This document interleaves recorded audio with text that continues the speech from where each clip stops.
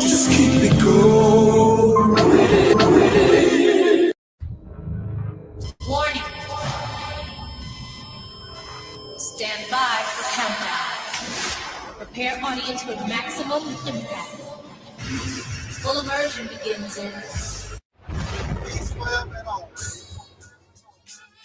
My black people, it's all about the unity. There's nothing they can do with us, so ain't nobody moving me. I'm a soul man, no. I'm a soul man. Yes, I'm a soul man. I'm a soul man, Lord. You couldn't be so. You couldn't be so. You couldn't be so. You couldn't be so. They see something that I don't see. What can you learn from a bum, Omar? Amsterdam? What I learned from a bum, maybe is what not to do.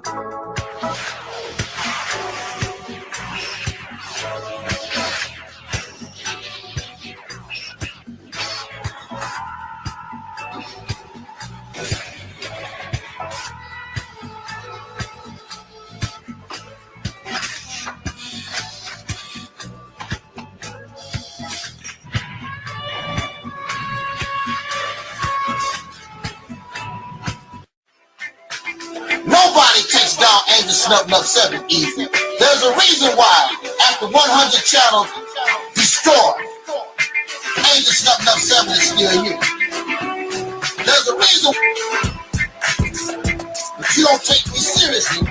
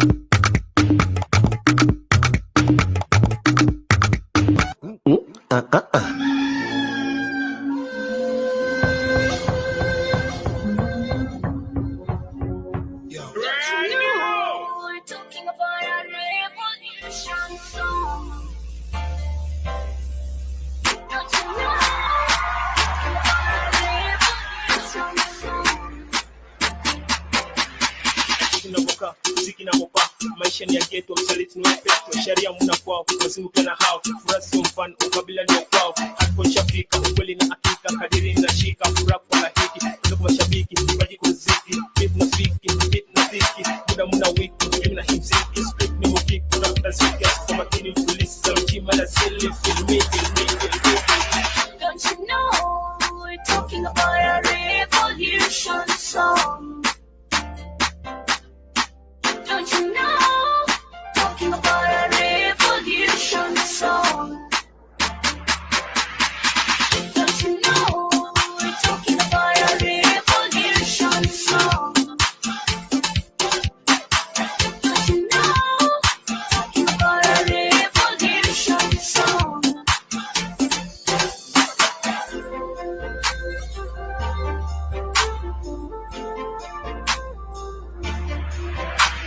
Wabami, I was mezani, I wore that, already kama mezali, kama cheka, tuko kwa table, champagne, pombe mezani, mambusu ketani, pass me puff, then ongeza matani, kwani kuna mtachani, hey, hali gani, wako hali maututi, hali hatari, take beat plus upindo mandhari, atilata from far, wanalampa vidole, me beat so sweet, then piga vidonge, high five, why lie?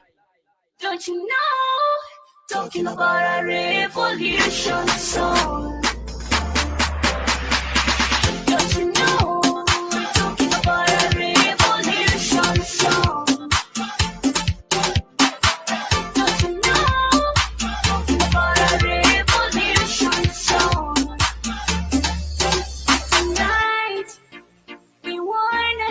time of our life. We don't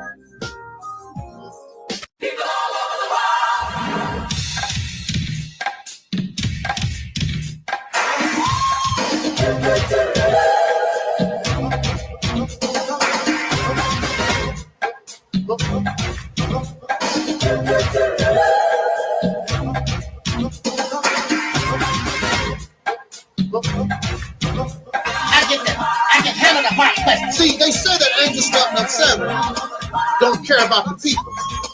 But Angel Stepping Up 7 cares about the people because I'm bold enough to tell you the truth. And I don't give a damn if you give me a dime. I'm not looking for your money.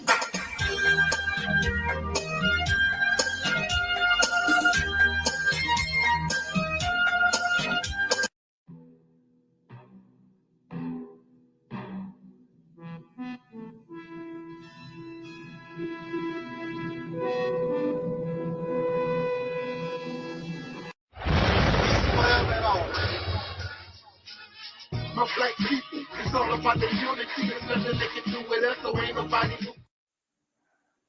We are in a state of emergency. Prejudice. Wrote a song about it? Like to hear it? Here it go. Free your mind. It's your glory. Just keep it going. Hey, Angel Snups Up 7. What's going on? Oh man, y'all go over there and subscribe to our brother Angel Snup 7. This man has overcome some stuff that I don't think the average individual could overcome and fight their way out of. You're a true warrior. I got a lot of respect for you. I know you done been through a lot of stuff on YouTube, but these people could not walk in your shoes and come out. They couldn't. Angel Snup 7, y'all. Make sure y'all go subscribe to his channel.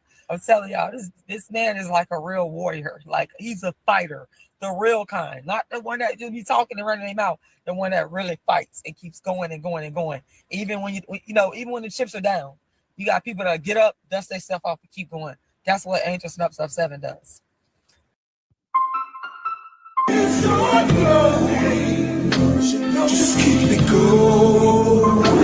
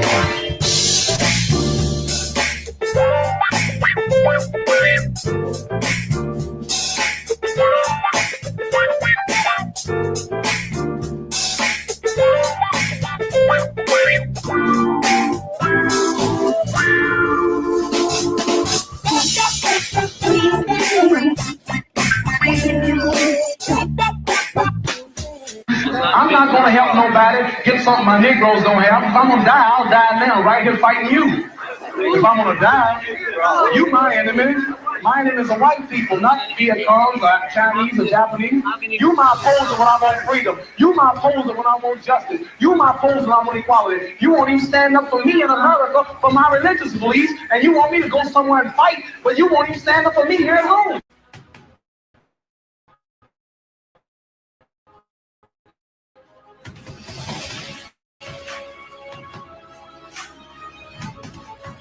No, I'm a man who believed that I died 20 years ago. And I live like a man who is dead already. I have no fear whatsoever of anybody. It seems to me that white America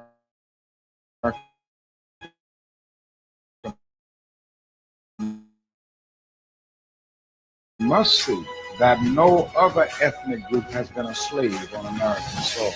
America faced no land, and at the same time, America was giving away millions of acres of land in West and the Midwest, which meant that there was a willingness to give the white peasants from Europe an economic base.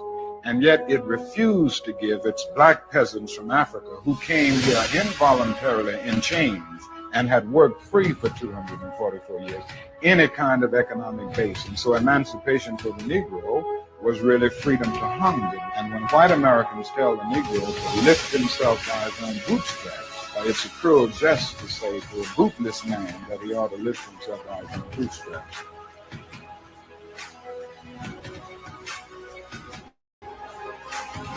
I'm saying that the nation of Islam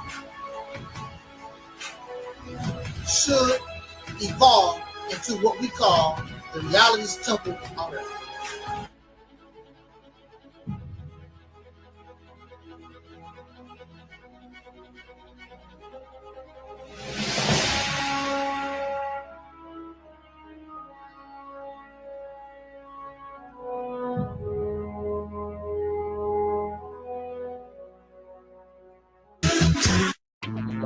We didn't have a choice. We was already doing for ourselves. Even with all the oppression, we were accomplishing things far greater than the black and blacks have done. They've done very little, except bring you the teaching, the belief, because that's all teachings is. I believe. We don't need to believe no more. We need to know.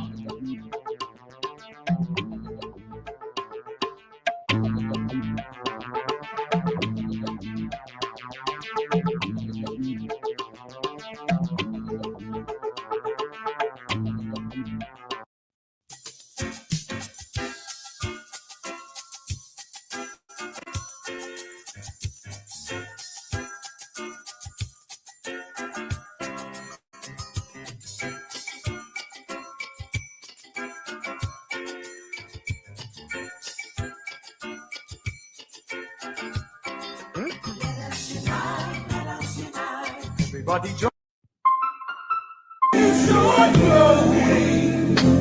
Just keep it going.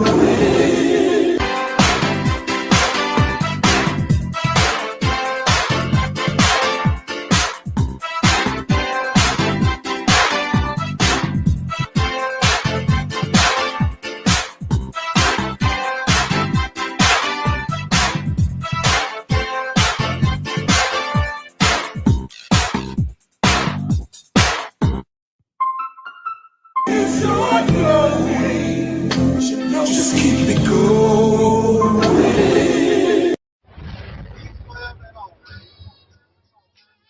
My black people, it's all about the unity. There's nothing they can do with us, so ain't nobody. In a state of emergency.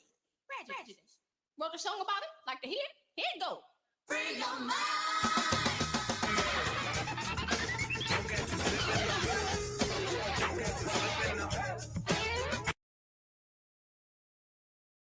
Keep it real. What dear? Because I keep it real like that.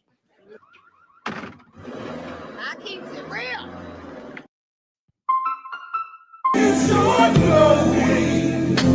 Just keep it going.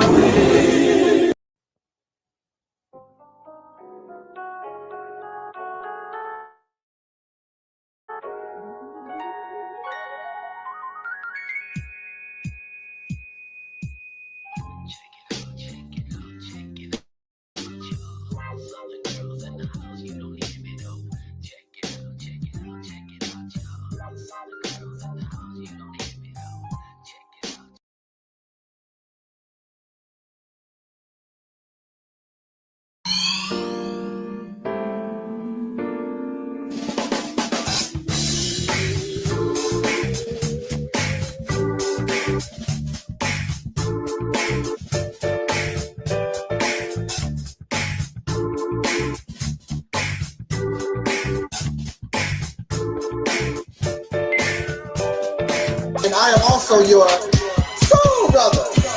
Number one.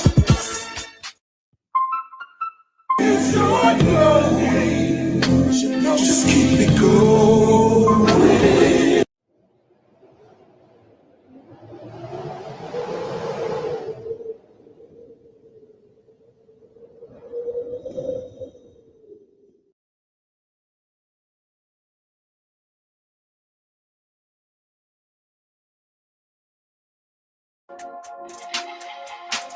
Everybody who is black and interested in black people, let us sit down and find out how we can get together in one direction against one enemy and accomplish this job overnight. When soul singer and black activist Sam Cooke wrote the lyrics to his song, "A Change Is Gonna Come," it was very direct and to the point. With some changes to it, the song was still digestible. In the year 2019, black folks continue to go through the change rather than direct the change. A community activist named Taalik Ibn'rad has made an appeal similar to what Sam Cooke was asking for. A change. It's said that the meek shall inherit the earth. We ask when. When will the landlords give the meek a free lease? Mr. Ibn'rad is humbly asking for the state of Mississippi. This is Dusty Basement Studios, and we approve of this message.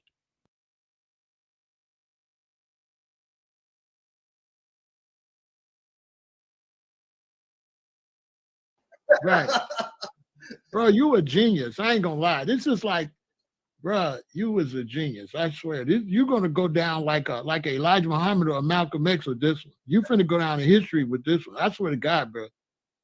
Well, I'm their child. You know, we all their children. Yeah, but bro, you know, you your own, you different, bro. Yeah. I mean, to think of that. I mean, bro, this is genius. Like, I don't just say stuff just to be saying it. Like, I swear to God, bro, you are really on something to come up with this. I don't know how you came up with this. But Charles Blow talks about the fact that if you really want black power, consider going into 6 states. Now, I'm going to combine this with what the Honorable Elijah Muhammad told us as it relates to get states that you control.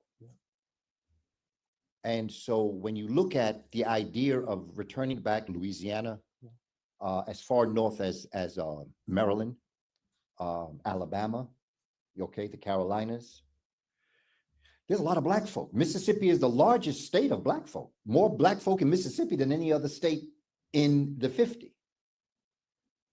And so if we were to do that and go into our own, become our own senators, we would up the amount of black senators immediately, Congress people immediately. We would up, and by the way, when you run in the state, when you run in certain things, you don't have to ask nobody for reparations. They give you reparations. Something we can do. This is doable. The Mississippi campaign represents everything that you claim that you want. The beginning of an all-black independent nation. The ability to control your own resources. Your politics. The law. Be able to do your own thing for a change. Create an economy. Create and produce goods that Africa or anybody on the planet would want. You're fake, you don't want to do nothing. 3 hours.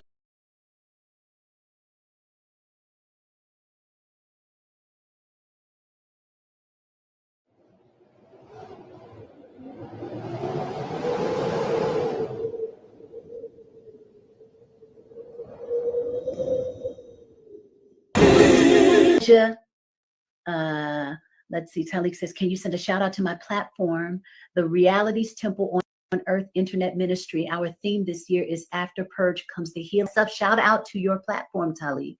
All the best to you guys with continuing to stretch in perspective, to stretch in what is possible, and to continue to bring healing into the space of yourself and others.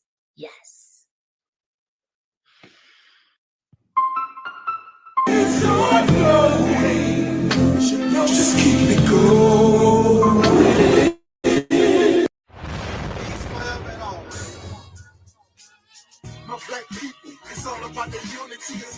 can do with us, so ain't nobody move for me. Like at the king, we make it plain and simple. Bringing knowledge and fire at reality's temple. Reality's temple. My black people, it's all about the unity. There's nothing they can do with us, so ain't nobody move for me. Like at the king, we make it plain and simple. Bringing knowledge and fire. It's your glory. Just keep it going. Self, and you don't realize it. You don't realize it that God has been imprisoned. The devil was able to imprison God. So right inside your own self, your God self has been imprisoned, and you have a false sense of self running rampant inside the temple. This is why, you understand what I'm saying? Yes, sir. We have to bring reality's temple here on earth. Reality's temple here on earth. Yes, sir. We have to realize the enemy is running rampant inside this temple. And that is Brother Taalik from the Reality Temples on Earth channel. And if you get a chance to subscribe, please do subscribe to his channel. He's a good brother. You know, he's doing good work, and he wants to do good constructive things. He has good information to provide. So please do check out his channel if you get a chance. My brother Angel Snub 7 at the Realities Temple, and to give props to him, because I listened to all of Angel Snub 7's videos. I think that he comes from a different angle, and there's a powerful message in a lot of the videos that he put out, and I try to catch all of them. I look at him as a free thinker and a person that's willing to challenge those of which he don't agree with or which he may think differently from, and I really respect him for that. He's challenged KNBS, and he has also challenged the Black supremacy movement as well. And I have nothing against that, because that which cannot be challenged cannot stand, and will not stand, and will not survive the test of time. How many challenges we can withstand will determine how long we will be able to stand. It's your glory. Just keep it going. You couldn't be so. You couldn't be so. You couldn't be so.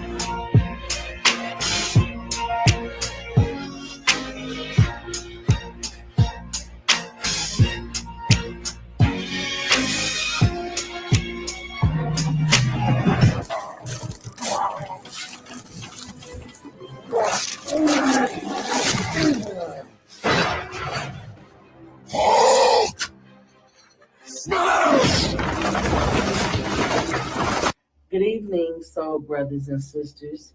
This is Tangi Cox, the Black Sheep, and I am propositioning you to entertain just a little while of being in reality.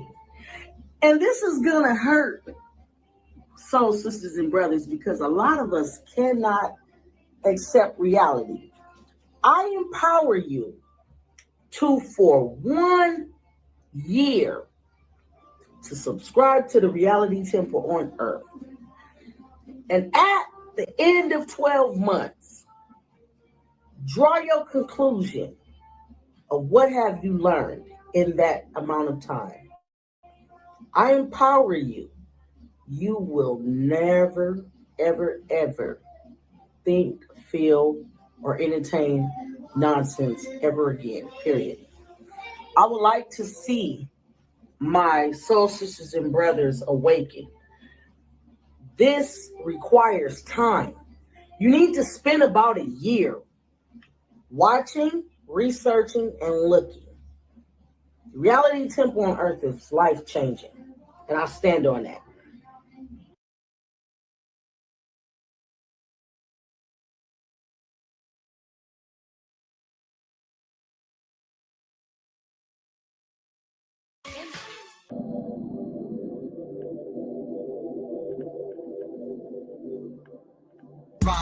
Ride, let's get this party started.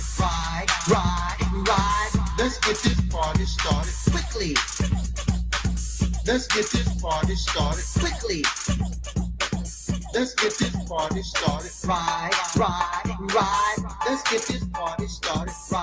Ride, let's get this party started quickly. Let's get this party started quickly. Let's get this party started. Ride, let's get this party started. Ride, let's get this party started quickly. Let's get this party started. Ride, let's get this party started. Ride, let's get this party started quickly.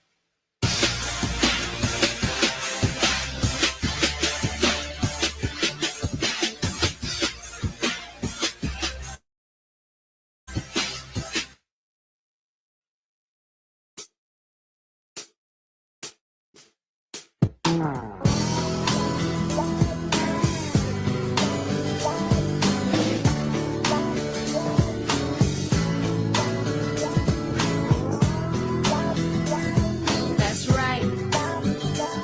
I'm proud to be a Southern girl. I'm gonna take you back a little bit. Where? Back to Texas, where everything is bigger.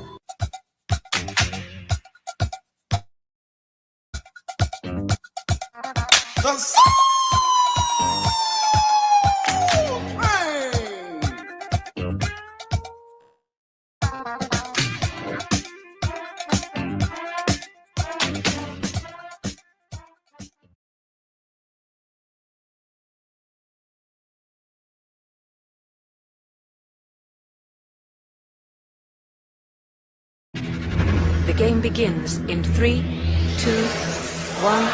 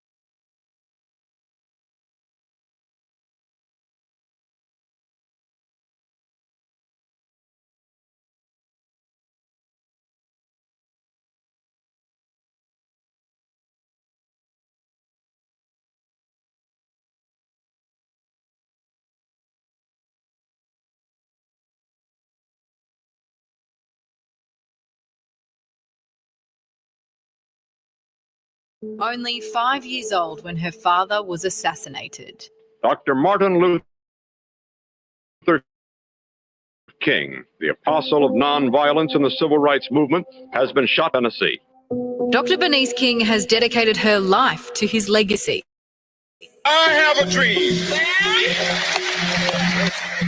that my 4 little children will one day live in a nation where they will not be judged by the color of their skin, but by the content of their character.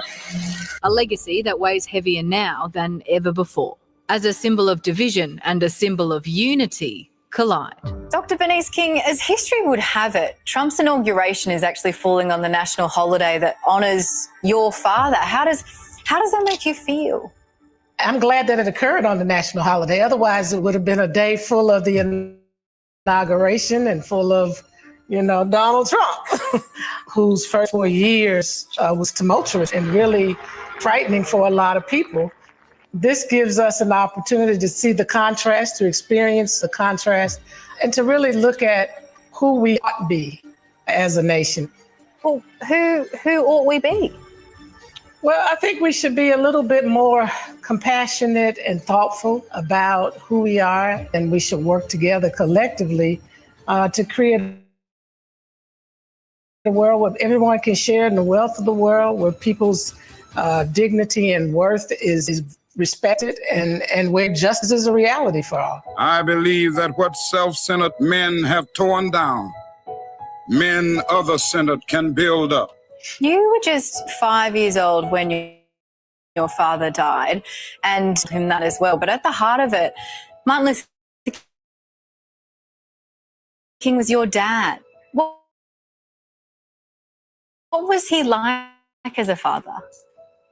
So he would come in, okay, we're gonna play the kissing game today. And then each one of us had a spot on his face. My 2 brothers were on either cheek. I was on the forehead. My sister was off to the side of the mouth. And my mother was smack dead in the middle of the mouth. And he called it sugar spots. And I would smack him right in that spot. I just remember him being fun-loving and just a very gentle man. Sometimes he would want to dribble the basketball in the house just to play. And it was as if he was not carrying the cares of the world. When he got with us, it was like his refuge. Refuge, that's the word, because I feel like from an outsider looking in, there's a lot of Americans who could use their own kind of refuge right now. We always hear about the United States, but it seems more divided than ever. What do you think your father's message would be for your country right now? I don't always like answering those kind of questions just because he's not here. I always like to just refer people back to his messages because, my father gave us this kind of perspective and view that we live in this large world house in different rooms of the world house with all of our diversity. And we have to find a way to live together. We must learn to live together as brothers, or we will all perish together as fools. That's the lesson today. Every day we wake up, we should think about, is what I'm doing helping us to learn how to live together, or is it pulling us further apart? That's the biggest message for me from him. You talk about Donald Trump's first presidency as being tumultuous. That was the word you used to describe it. What do you think his next presidency will be like? Who knows? He could surprise us. He could do some things that will be beneficial to the nation. But I like to say, let's not give him too much airtime. Let's realize that the responsibility for moving our nation forward and moving any nation forward is the responsibility of the people to make sure that we are constantly cultivating and protecting our freedom, justice, and democracy, and doing it in the spirit of nonviolence. It's about relationships, right? And that relationship between Australia and America has always been there. It's always been strong. But what is this that I hear about your relationship to Australia maybe being even deeper on a personal level? I visited Australia, Sydney to be exact, and something started stinging me, and I got bit by a blue bottle. And I was hitting it and trying to get it. It was wrapped around my ankle. And I was trying to get it off. And when I finally got disconnected from it, a gentleman, an Australian, came home and said, hey, you need to go get in the cold shower quickly because it could be very dangerous. So I was like, oh my God, he saved my life. So an Australian saved my life, and that's why I'm sitting in this chair today doing this interview. Oh, see, we are always happy to be a little part of your story. Dr. Bernice King, it was really wonderful to chat. Thank you. I appreciate it. So interesting, the contrast of the colliding of these two.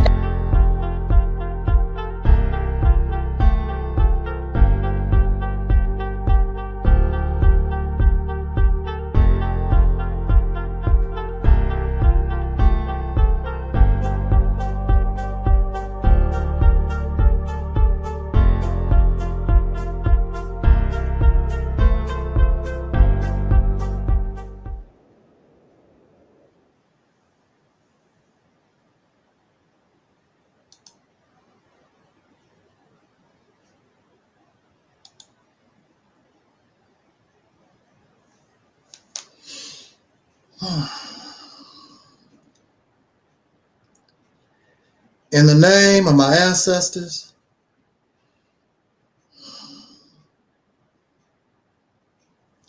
peace forever and always, and welcome to another spontaneous edition of what we call the Reality's Temple on Earth Internet Ministry.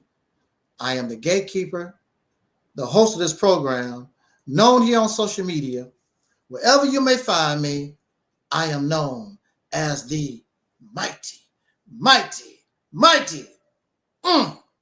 Angel Snub 7. I am your soul brother, number one. Again, welcome to this spontaneous broadcast. I'm very sure many are involved in the discussion and the watching of the commentary of or from the inaugural speech, the inaugural presentation from the President Donald Trump. Also at the same time, today, January the 20th, 2025, this is also the day that the nation remembers and celebrates the memory of a civil rights icon. We know him as Dr. Martin Luther King Jr. I don't consider myself a very emotional person. But when it comes to Dr. King, when it comes to Malcolm X, when it comes to the hardships of myself that I suffered under oppression and injustice,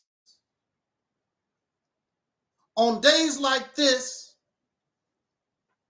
I shed a tear for soul brothers and sisters. I shed a tear for us, the Black American, the foundational Black American, the African American, the once called Negro, the colored, however these names, the copper colored people, or whatever however you, the Israelites, the Moors, however you want to identify yourself, members of the tribe of Shabbat, however you want to remember yourself, however you want to identify, it's all right with me. But I shed a tear for us because of the horror, because of these generations of evil that we have to endure, struggling, trying to find our way in this world. And we have yet to find our way.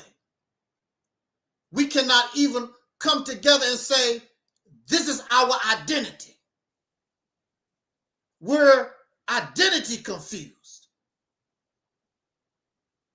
We can't come together for that which is beneficial for our rise as a people. So many selfish folks only looking out for what they want, not what is in the best interest of us as a people. First of all, we must become a people. We will never become a people when those in the East doing one thing, those in the West doing something different, those in the South doing something different. You'll never be able to accomplish nothing until you become a people. So we're nothing but feral slaves running around the nation, running around in this atmosphere with no place to go, except, as usual, where our massa wants us to go. Somebody else control our destiny. Somebody else tell us who and what we are. Somebody else tell us. So many black men decided to vote for President Donald Trump for whatever reason. And we're going to see what Donald Trump, because Donald Trump knows that this group of black men supported him and they voted for him. What is it that they always say? One hand washes another. We're going to see how much hand washing that Donald Trump is going to give to these black men. What benefit? Except what is beneficial to the whole nation as a whole anyway.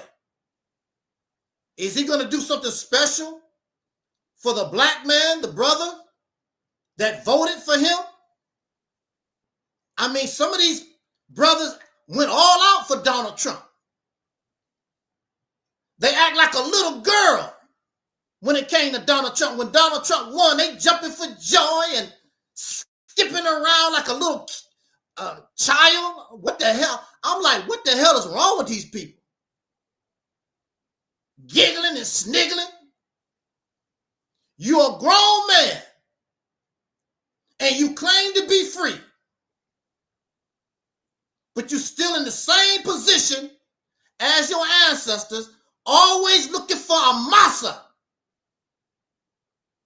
to follow, always looking for a savior to follow, somebody to be a servant to, somebody to depend on. A man who is free governs his destiny. He does not wait for Donald Trump. He does not wait for Barack Obama. He does not wait for nobody. He takes charge of his family. He takes charge of his community, and he will take charge of my nation. But these men are content with following somebody. That's what you will hear them say. They might not follow Donald Trump, but they will say, I follow the Honorable Marcus Garvey, of whom President Biden gave an honorary pardon. I follow Noah Drew Ali. I follow Jesus. I follow going down the yellow brick road, going to the Wizard of Oz. I'm going to see the Oz. Always putting your destiny in somebody else's hand. But at the same time, they want to be treated, called a man, and respected as a man. You're not going to be treated and respected as no man when you are a follower, when you are a servant, aka slave. And then these men get very angry at the sisters because the woman supposed to follow you, follow your lead, follow your example. You're the leader. But she sees somebody that's not worth following. And then they get angry because these women don't see a man. They see a slave. They see somebody that need another man for guidance. If you leader, you're supposed to have creativity. If you're a leader, you're supposed to have wisdom. You're supposed to have the ability to lead. And you waiting for Jesus, you waiting for Muhammad, you waiting for Donald Trump, you waiting for aliens to come out the sky, whatever you waiting on, Mr. Man. And that is why men don't like my channel. Because I put the burden on us because we say, I'm the leader. You say that you follow God and the woman's supposed to follow you and the children are supposed to follow the parents or mother while you follow the white man or some fictional person in the Bible that you got from some foreigners riding camels in the desert. You can't even read their language. You need a translation because the message was not for you. But the Massa translated so his slaves can understand. You a slave. No, brother, the Bible comes from Africa. You ain't never lived in no Africa. Have nothing to do with you. You weren't even in existence. Those books was meant for somebody else. And they rebelled. Woo! They rebelled against it. And they continue to rebel against it. These books you follow has caused more harm to humanity than good. Endless wars. Support racism. Support sexism. These so-called holy books from God. They talk about love, but produce hate. These holy scriptures, these books have done nothing to uplift humanity. If it did, we would be in a better position, a better condition in life. That's not my fault, that's the reality. You can argue and be upset all you want to. That's a losing debate. It's quite obvious. We see it every day. There's a church, there's a mosque, there's a synagogue, there's a temple on every corner all over America, around the world, and look at the condition of humanity.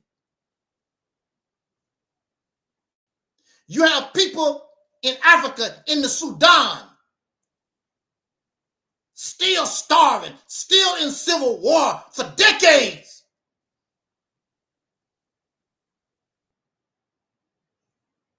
How many just died in Gaza? How many have died in Ukraine? But you have all these peace-loving people who believe. And one of the first commandments is, thou shalt not kill. And the only thing they have done, these so-called believers, is kill. And those who claim they believe, when they are given the order to kill, you go out and kill. When you should say, no, my God teaches me thou shalt not kill. Most of these soldiers that go on the battlefield, they Christians and they Muslim, and they are taught thou shalt not kill, but they go out and they don't kill in the name of Allah. They kill in the name of the governments, the nations, these corrupt leaders who are men for the purposes of unknown origin. You're more scared of them than you are of your God. That's reality. So somebody needs to hold black men accountable. And you ain't gonna listen to no women. You're not gonna listen to a man, but your argument grows weaker when a man speaks. You happy to call a woman out of her name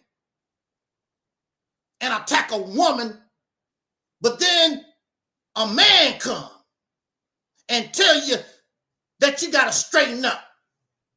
It's a different ball game. Then you run like the sissy that you are. You want the praise. You want the credit and the benefits of being Mr. Leader. But you don't want to earn it. You just want somebody to give you those praises because I got a penis. A dog has a penis. A goat has a cow has a penis. A wolf has a penis. And even they, in their group, you have to earn to be top dog. But you want somebody, here you are with your nose all up in Donald Trump's backside. And you want somebody to respect you. And you're a booty sniffer.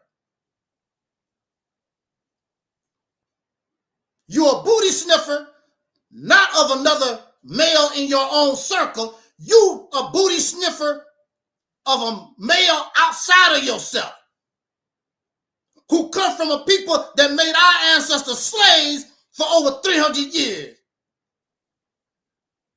who oppressed us for over 100 years, Jim Crow and the Black Codes. And that produced a Dr. Martin Luther King Jr. Let's talk about this and get out of here. Bear with me. I get upset on days like this. It's a hurting thing. I can feel the bullet hit my neck. I can feel those shotgun shells hit my chest when it comes to Malcolm X. I can feel those bullets when Fred Hampton was laying in that apartment in Chicago and those racist Chicago police shot him to pieces. I feel those things. But I can't fight by myself. If it was up to me, we would be in a better place because I'm not taking it no more. I don't care about your money. You gonna treat me like a man? We're both not gonna have happy times. Because you die, you bleed just like I do. But the gender that I come from don't have that kind of strength. They're docile when it comes to the enemy. Some of them talk like they're gonna do something. They're not gonna do anything. Haven't done nothing since the death of Dr. King, over 50 years. You're comfortable in this cesspool because my gender is docile, waiting on a savior, trying to follow dead people. You can't follow Malcolm X. He's gone. You can't follow Dr. King. You can't follow Noah Joe Ali. And the ones that's alive you trying to follow are incompetent. They have no idea what they're doing, just talking some trash. I can say that because time supports what I'm talking about. They have produced nothing except send me a cash out, a bunch of pro-black conscious beggars. And you happy with that because they're like you. Because that's what you are. A comfortable pharaoh slave. A beggar. Waiting on massa. Waiting for somebody to come and do something for you.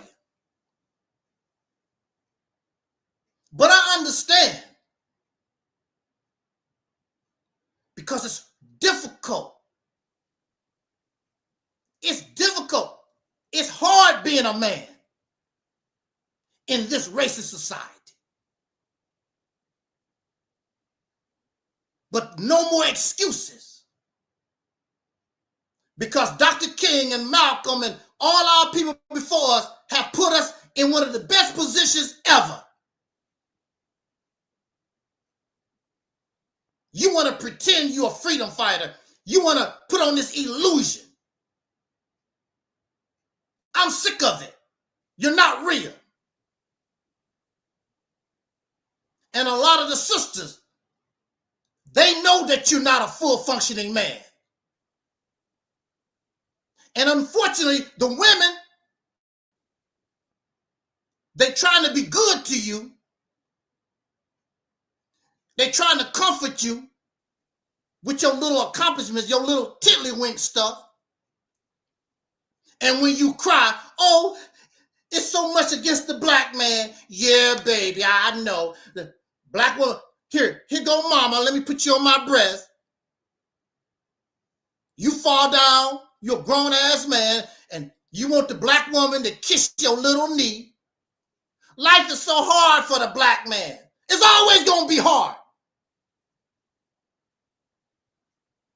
That's why you got to get tough. What is it, that old saying? When times get tough, the tough gets going. You can't get going being weak. When the challenge comes, you got to stand up and be tough. These folks, they want somebody to baby them and cuddle them. I don't do that. That's why they don't like me. These men get away from me real quick. Because I hold us accountable. I have to hold us accountable because you call yourself the leader, the head of the household, the head Negro in charge, Mr. Protector, Mr. Provider. You don't provide a damn thing. You don't protect a damn thing. But you want the benefits. I don't do that. Not to make mockery. But you have somebody like Dr. Umar Johnson building a school for the last, 12 years or so? Like, damn, are you serious? And you accept that. They accept that. There's only 12. It might take 20, it might take 100 years. You gave this man thousands and millions of dollars. If he died today, that's the end. Who's going to build the school? He don't even have a backup plan because he's not going to build nothing anyway. It don't take no 12 years to build a school. If you can't get what you want, then you have to go smaller. But you're not going to do that. Your intention is not to build anything. The only reason why Dr. Umar Johnson got that garbage dump that he called a school because of the pressure. I got to do something. That's the only reason why. But we like hanging on to false hopes and dreams. The children that's supposed to go to the school are adults with children of their own. We accept this. That's unacceptable.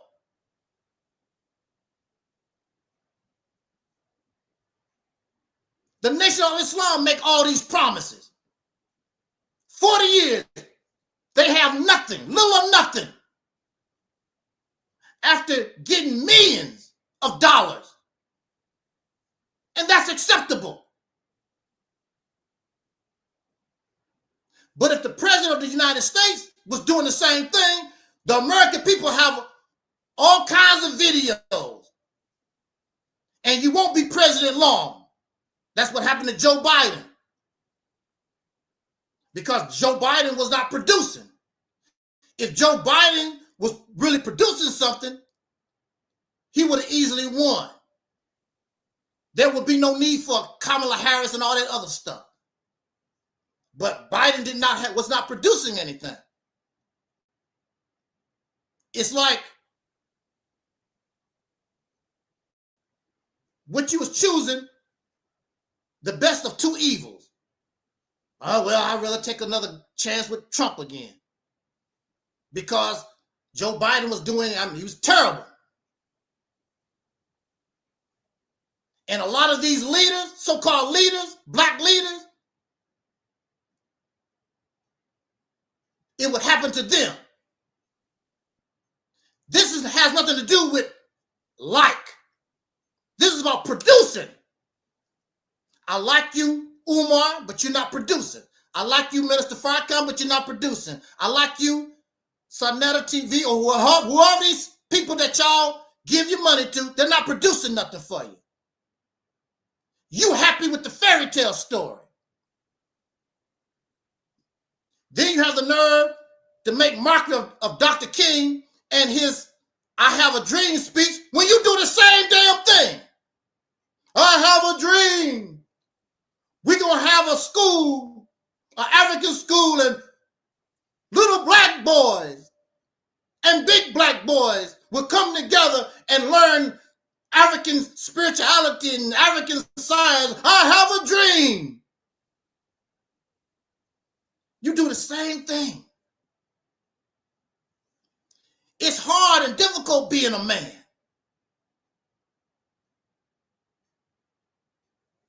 I understand. In nature, among mammals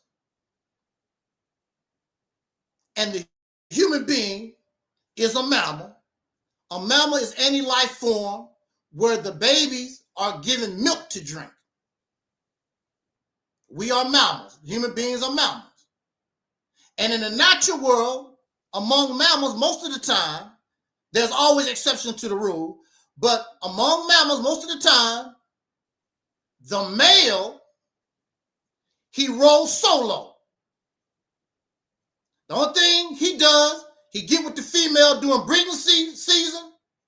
She go her way, and he go his way. They just get together for sex, just like we do. That's the way y'all do. We don't have any families no more. We just breeders.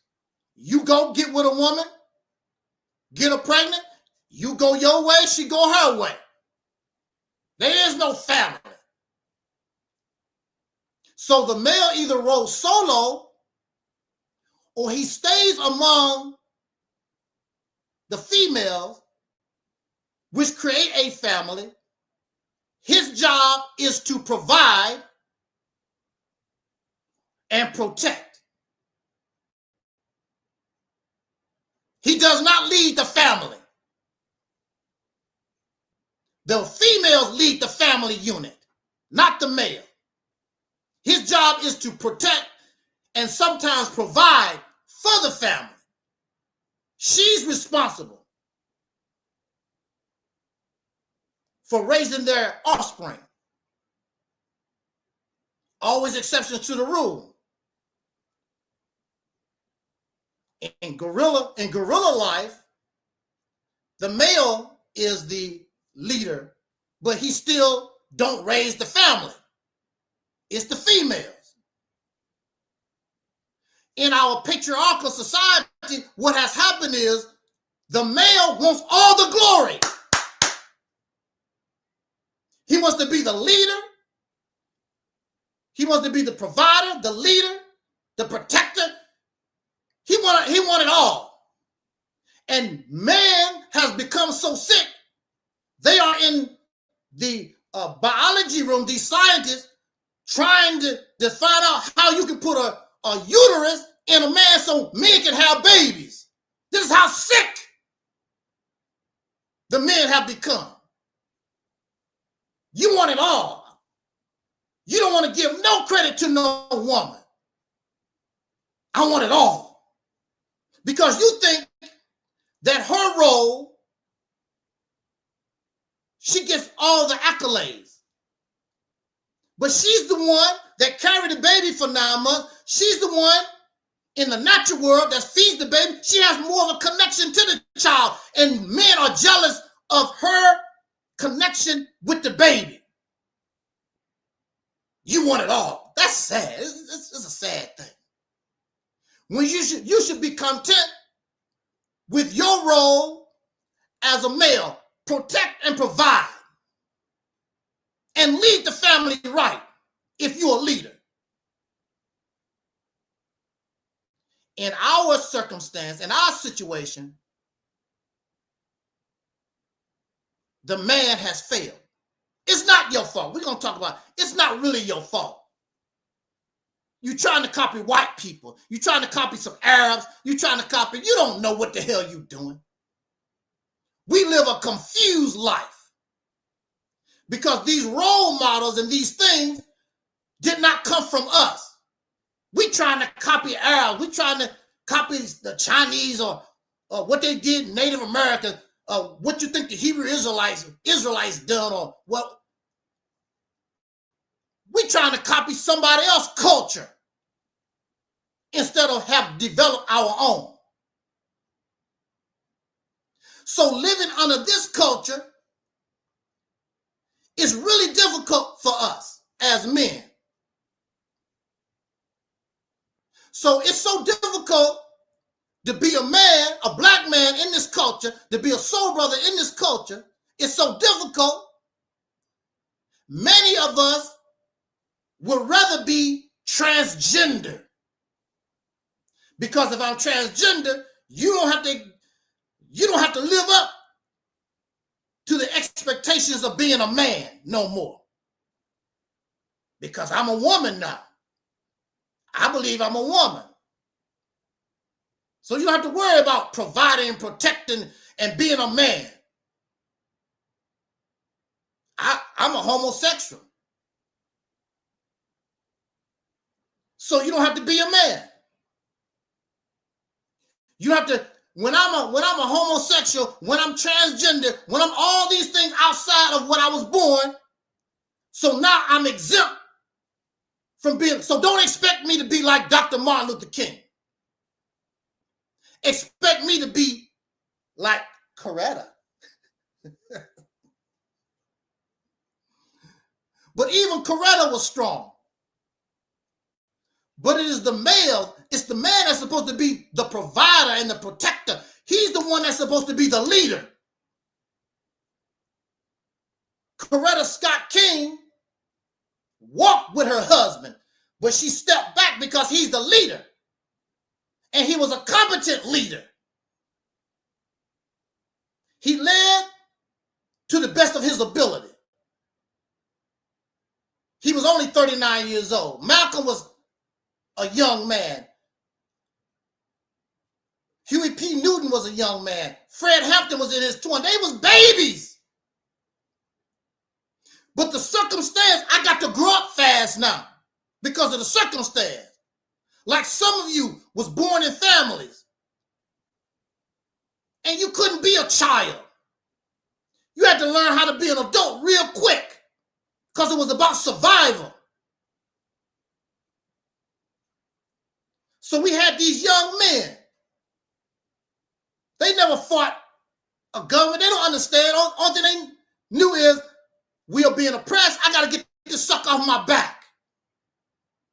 They didn't know. Have no idea what they was dealing with.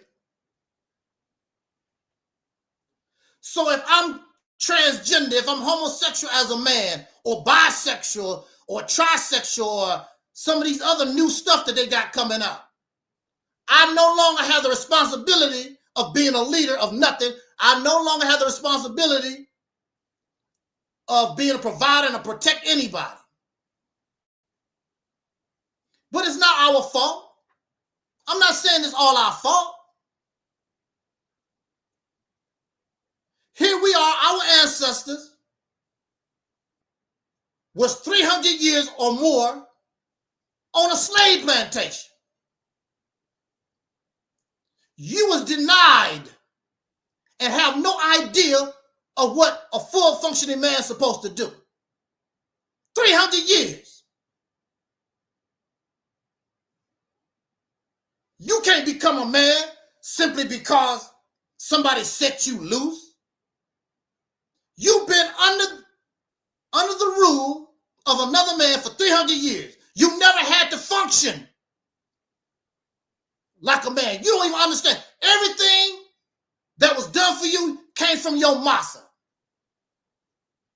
And that's the same mindset that you have right now. You need a massa, somebody to follow, somebody to serve.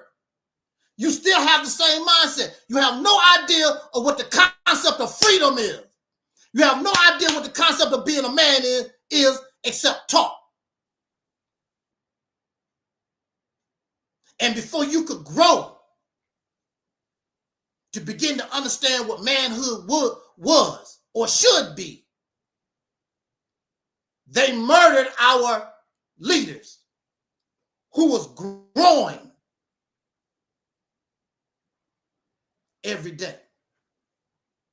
We're going to put an end to this. So it's lots of pressure on black men. And we must be held accountable. When we go to McDonald's and something is wrong, you don't ask for the person on fries. You don't ask for the cashier. You ask for the person in charge. I want to see the manager. That's what you say. Because the manager is the one that's held accountable for the restaurant. If we are the heads of household, if we are the leaders, and things is going wrong, then who is supposed to be held accountable? It's not the black woman. It's the black man. Because you say, I'm the manager. Now, if McDonald's is turning a profit, you want all that praise. Look at my management skills. We only did $800 last night. We did $1,500 tonight, and we steady making money. You love those type of accolades. You don't like when things go wrong. Hey, we might have to shut this McDonald's down. Y'all not making no money. Well, sir, I'm doing the best I can, sir, but you're the manager. Either we shut this McDonald's down or we fire you. That's how things go. But in the black community, because I love Minister Farrakhan, I just love Noble Drew Ali, which Noble Drew Ali is deceased. I love Malcolm X. I love it. I do. I sure do. I love it, Malcolm X. I love Huey P. Newton. All these people are gone. They cannot help you. I love it, Marcus Garvey. They're all gone. You can't follow them. And they were in a learning process. They were not full functioning men. They were in a learning process. You don't become a man after being on the slave plantation for 300 years. We've only been so-called free a little bit over 100 years, right? But our ancestors spent 300 years as a slave. You ain't nowhere close. We think freedom is playing on YouTube, playing on TikTok, getting a McDonald's hamburger, talking about I'm a vegan. And you can buy a car made by the white man because you like driving cars, but there's no car factories. You like to eat, but you don't want to get your hands dirty in the dirt. We have no farm. We don't have no farms. We need electricity. We don't have any power plants. We don't have any gas. We don't have any rubber for our car. We don't have nothing. Because we know massa. Daddy gonna take care of you. That's how children act. Children don't trip off the electricity they use. They don't trip off the paper, the toilet paper. They don't trip off the deodorant that you have to buy and the food in the fridge. They don't trip off it. Mommy and daddy got it. And that's how you act. Supposed to be a free man, free woman, but you depend on the white man got it. Donald Trump got it. Let's vote for Donald Trump. Massa take care of us. That's your attitude. You don't think and you don't act like a full functioning man or woman. And you can't handle the pressure that comes with being a full functioning man.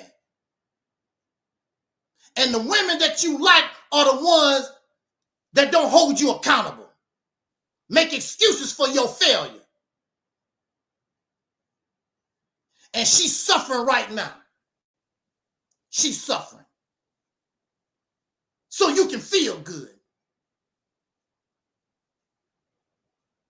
In a family, the money comes to the family.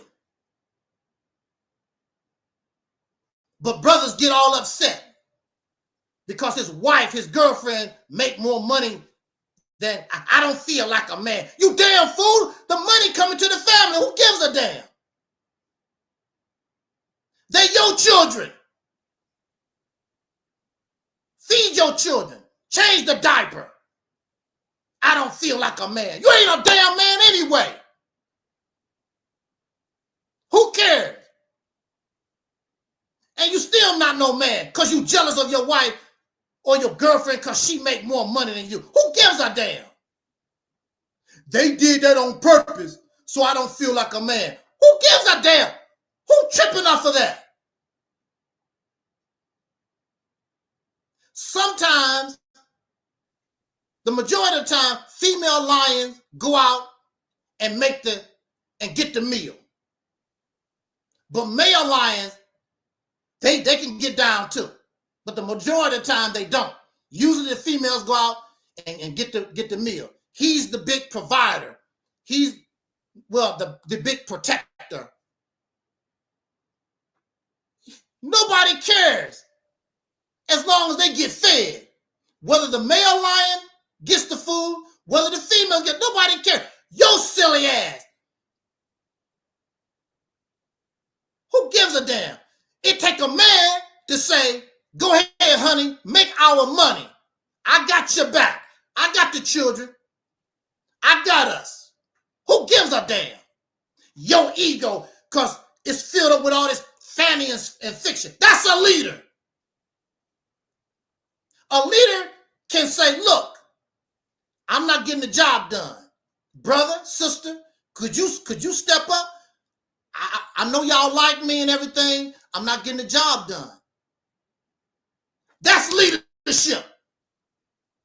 If I can't drive the car, then let somebody else do it. That's a real man. That's leadership. But we're not like that. The sucker driving the car in the ditch. I like him. Y'all going in the damn ditch. But you don't mind going in the ditch because I like so-and-so. You like his personality. And both of y'all ass, everybody going in the damn ditch. What kind of leader are you? It's a lot of pressure being a man.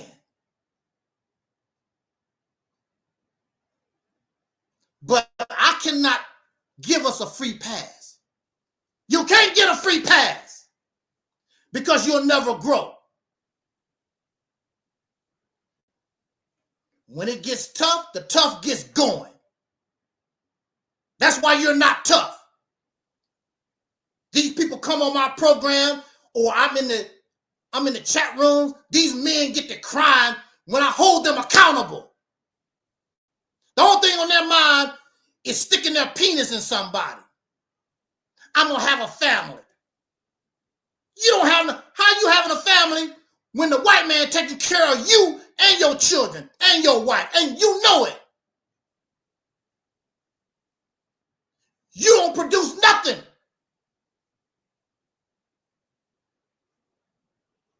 I asked the brother on the platform, show us anything in your house you produce. You go out and make money, but the white man and the Chinese or somebody else is producing You just a consumer. You buy, you ain't producing a damn thing. Your baby milk come from the white man. Your toilet paper come from the white man. Your electricity come from the white man. And your wife and your children, even your dog Scruffy, know where all these things coming from. You can't produce nothing, Mr. Man, Mr. Warrior. Who the hell you protected? You can't even protect your damn self. Talk about, I protect my, you don't protect nobody. White man come to your door, put false charges on you. Only thing you're gonna do is give up. Get me a lawyer, baby. That's the only thing you're gonna do. I know I didn't do nothing. That's all you're gonna do. He go up in your house, take your little guns away from you, and you go to jail. Mr. Man, Mr. Warrior. There, I've seen stories where Caucasian men, and I'm not saying some black men haven't done this. I've seen stories where some Caucasian men, you ain't coming up in my house. I don't care who you are. And there's a gun battle. You ain't coming in my house. We give up quick. When the white folks, the FBI, CIA, whoever they are, when they come to our house, we talking all this stuff. I protect. You ain't gonna protect a damn thing. How many stories where the police roll up on these black conscious folks and they actually have guns and stuff? There's no gun battle. They just throw the guns down. What did I do?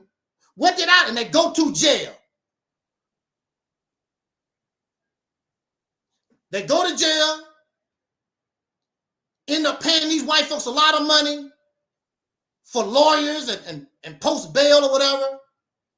And a lot of them are on probation right now. Mr. Man, Mr. Warrior, Mr. Protect. That's why they don't like Angel Snuff Nuff, because I got to call my gender out. You're not a man. You're a man because you have a penis. You're a man of low quality. I'm not going to say that you're not a man. You're not high quality. And if a woman want low quality, don't complain because you ain't getting nothing. Because you're supporting low quality men. And you don't want them to be high quality. You keep baby and cuddling them, kissing their little knee. They can't get strong. When you're a boxer, you got to take on the best so that you can get strong. What is it that they say? Steel sharpens steel. These guys don't have any steel. They're not steel. So how they going to sharpen against steel? Ain't nobody no damn steel. You're a slave on the plantation. Steel sharpens steel. You have not become steel. You don't even know how to make steel. Where your steel plants? You buy your steel from the white man. You buy your steel from the Chinese. That's why they don't like Angel Snuff Nuff 7. You a man. We supposed to be men talking all this crap. Then earn it. No more free pass. That's a disservice to the women. It's a disservice to the children. It's a disservice to the boys because the boys looking at us as examples and we pitiful. The only thing they're going to see as an example is be pitiful like us. And they believe doing little or nothing, but they get the benefits of being a man. No, no, no. No.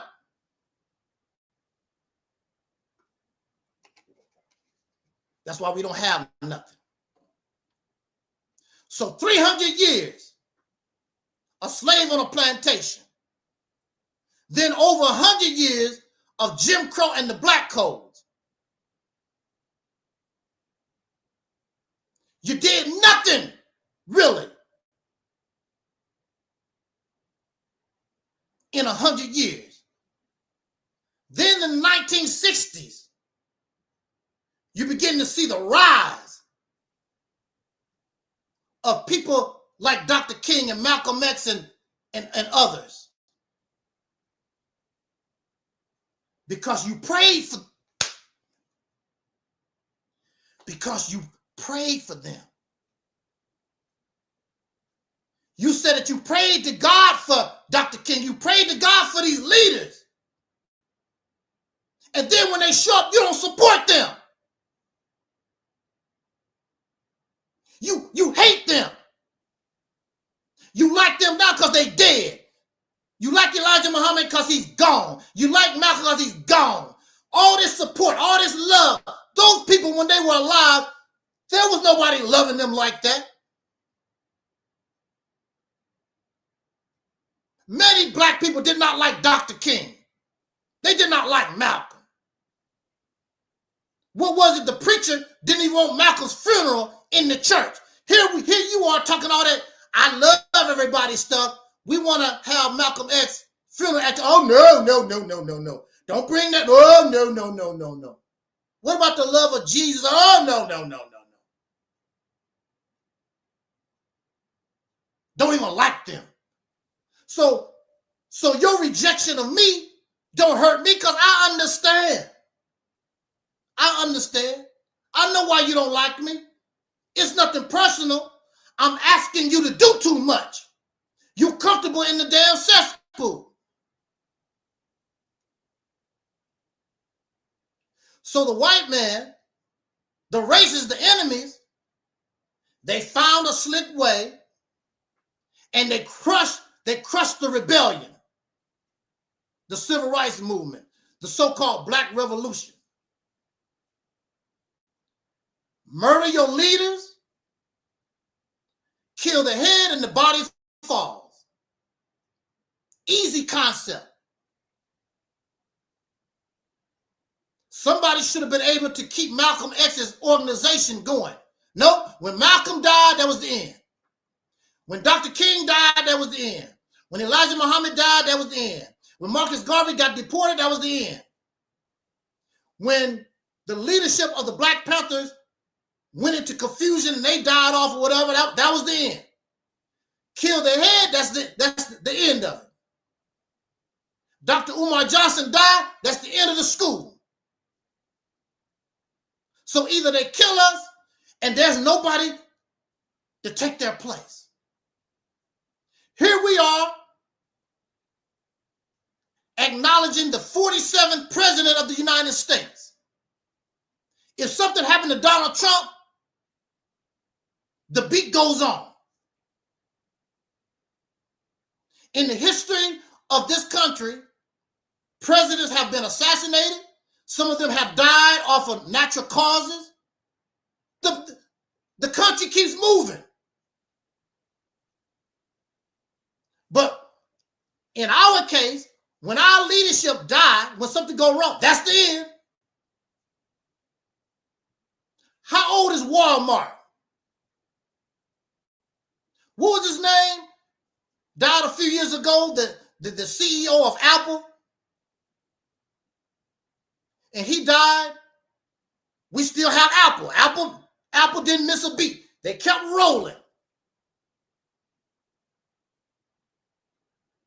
But when it comes to us, when the big kahuna dies, that's the end. But I thought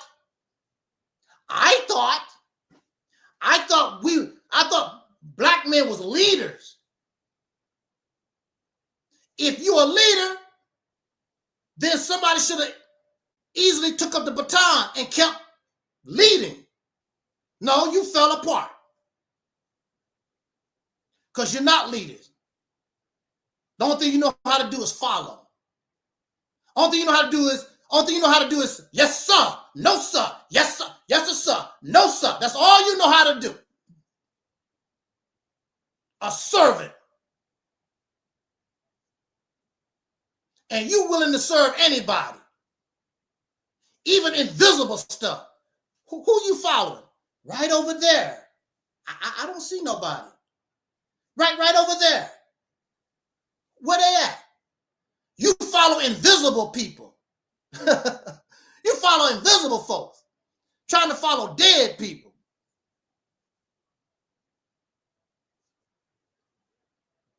So they come together. And we come together January the 20th, 2025.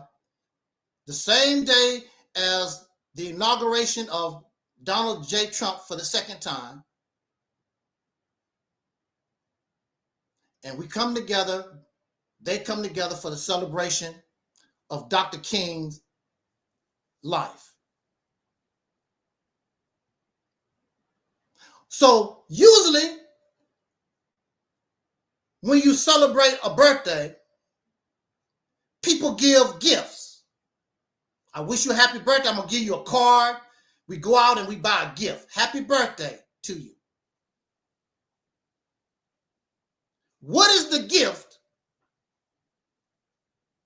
that we give Dr. King? So far, the only thing I've ever seen, they built a statue. They put a rock in the state capitol. They molded a rock in his image.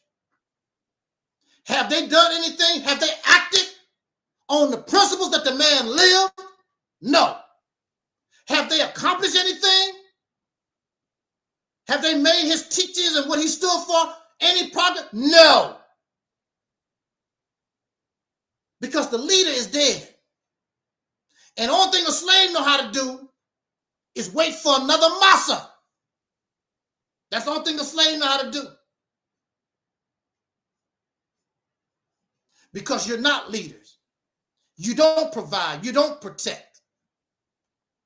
And this is acceptable. This is acceptable that we celebrate this man's birthday every year and give him nothing of substance. Nobody can stand up and say, Dr. King, thank you for what you've done. Look at our nuclear power plant. Look at our farm. Look at our state that we took control of. You have nothing to celebrate. You have nothing to celebrate. You ain't done a damn thing. But this is acceptable to slaves. See, my channel is not a slave channel.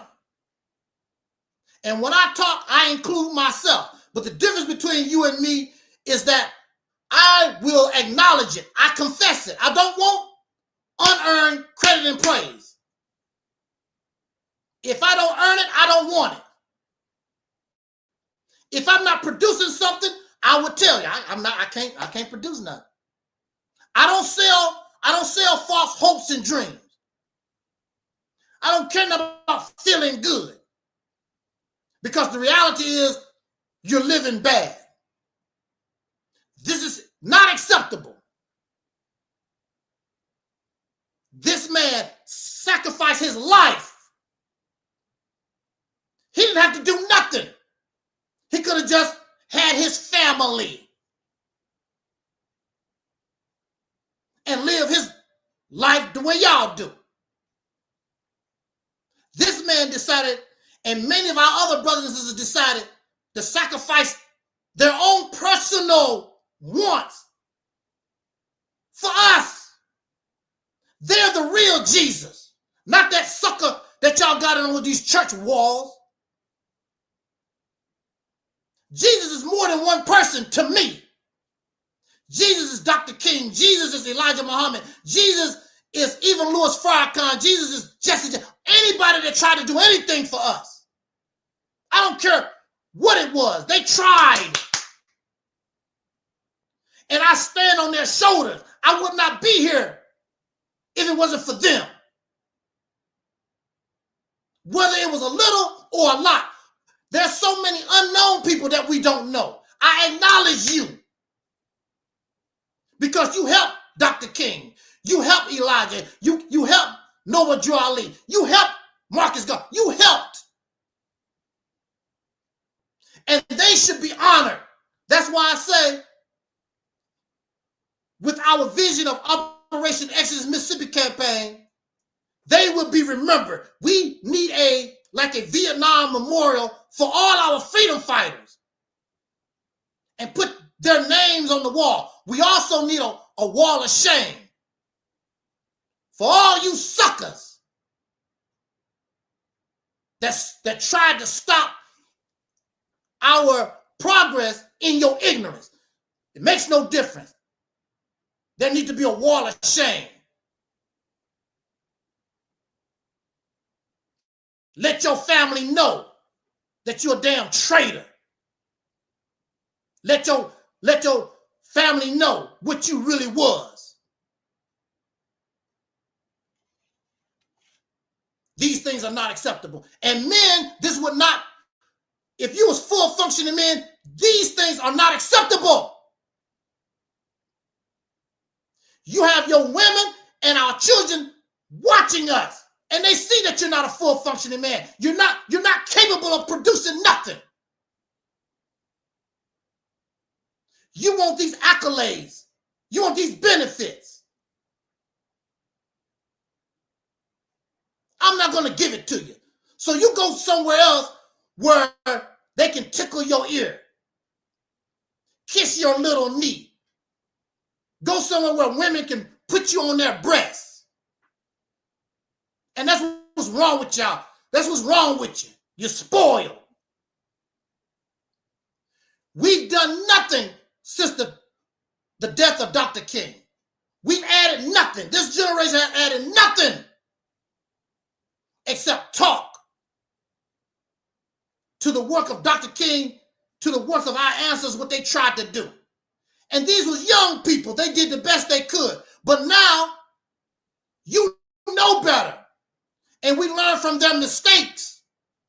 So we should be able to go forward. But no, what you did was got stuck in the hole. And you're comfortable in the cesspool. And you want somebody to let you pretend. You know how you get behind the wheel of the car and the car is not even started. You pretending you driving. You just pretending you a freedom fighter. You pretending you a revolutionary. You behind the wheel, the car is not even on. You're not even, so you know you're not going nowhere. This is not acceptable.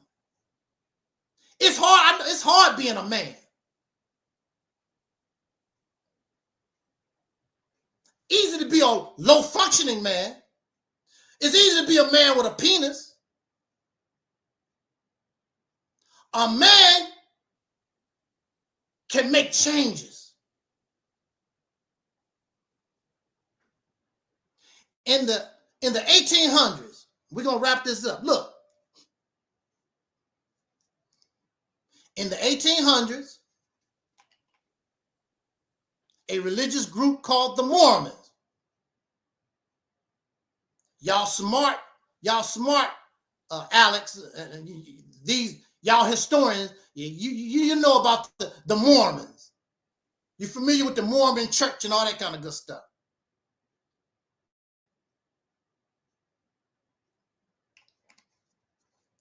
The Mormons was highly crucified.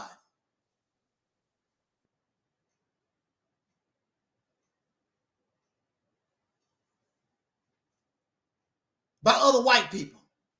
They did not like their religion. They didn't like how they practiced Christianity. But the leadership, the men, and the women sat back in the cut and let their men lead. And their men, with their vision, with their tenacity, they went on to create what we now know of as the state of Utah. So when these men talk, the women should listen. They should listen because as men, we gave our women, our children, the state of Utah. How dare you talk against the men, female Mormon lady? We put you in a state recognized by the federal government. that has not missed a beat since it became part of the Union, the state of Utah. So those men have a right to complain about their women, talking about them, because look, I gave you a state. That don't mean that you should abuse women, exploit women, discriminate against, but you can say, hey, as a man, as men, we gave you a state. And especially in the beginning of Utah, the men built the houses, they brought in the water, they got the food, they did all the things man's supposed to do for his family. They protected their women against rogue Native Americans, even other white people that was coming through the territory they didn't like.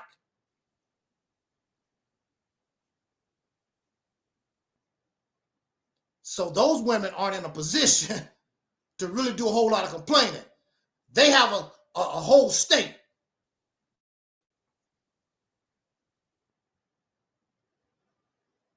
But again, it's not your fault. It's not real. We have no idea. You've been on a slave plantation for over 300 years. We don't know. We don't have no idea. All that we know how to do is serve and follow. And we're proud of it. I follow the Honorable Elijah Muhammad. I serve. They didn't even use that word. I serve Noah Joe Ali. I serve Jesus, whatever. The only thing we know how to do is follow and serve. Have no idea how to lead anything. If you vote as a man, if I vote for Donald Trump, we voted for Donald Trump as men, then Donald Trump's supposed to give us something. Look, man, we voted for you. No, you ain't gonna ask Donald Trump to do a damn thing for you. I believe Donald Trump only has one cabinet member, I believe. Everybody else is Caucasian. I don't even think they Hispanics or nothing. Just all Caucasian people and one African American. But you happy because you had an opportunity to vote for your massa. You feel good. I seen people like Charleston White dressed in the American flag.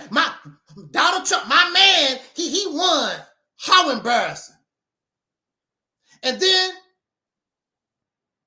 thousands of men with Charleston White. They listen to this guy. He's nothing but a happy slave. And there you go jumping and you happy slave too. But it's not your fault. You don't know any better. You've never been independent. You've never had your own nation to run. The best experience we ever had was all black towns. And of course, as you know, the enemy destroyed them. Because see, it's a natural, we're going to say this and get out of here. It's a natural progression. That you go from governing your own neighborhoods, developing your own towns, then you graduate to your own city. You got the next step has to be your own state. And that's what got the white folks, the racists, upset. Because, see, you don't understand, but they understood. If these black people are creating towns, and then they start creating cities, you begin to understand government. You begin to understand how to rule yourself. And you wasn't getting, and they wasn't getting any help from the white man. They was doing all this on their own, figuring things out, trial and error. They was building a town, building the city. So you got to be looking out. I'm going to take control. And it's not like you trying to do it, but the natural progression as you begin to build cities in the state, next thing you know, you done took control of the state.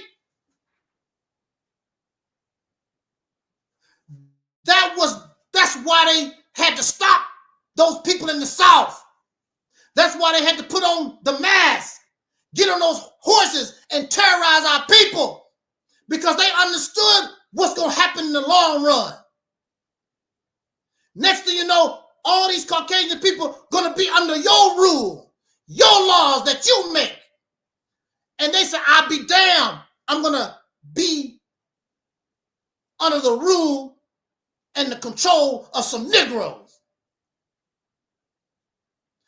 They were not under the rule and control of Barack Obama because he was president. President is nothing but a manager in somebody else's house. But you take a state, you control the laws in that state. Soon as they come across the border, you belong to me. And this is what we do in Mississippi. And you can put on your hat like Eddie Murphy did in I forgot what that movie was. What was the name of that movie? There's a new sheriff in town, and he's Reggie Hammond. It's a new sheriff in town when they come to Mississippi. And Mississippi not going to be a ghetto. When you come to Mississippi, people are going to say, damn, this place is clean. Dang, the people so mannerable. Because the children going to learn that from an early age. They're not going to be these clowns, and they're not going to be ghetto. You're going to bring your intelligence to the state. You're going to break up all this crap that's been poisoned to us for the last 100 years. We're going to clean ourselves up from the children. They won't know nothing about the poison. We are damaged goods. The children don't have to be damaged goods. Woo! You just don't know. This is what they was afraid of. So J. Edgar Hoover said that Dr. King was the worst out of all these rebellious Negroes on the slave plantation. And when we talk about Dr. King, they talk about the soft side, the docile side. But if you get on YouTube and do a little research, you hear other words from Dr. King.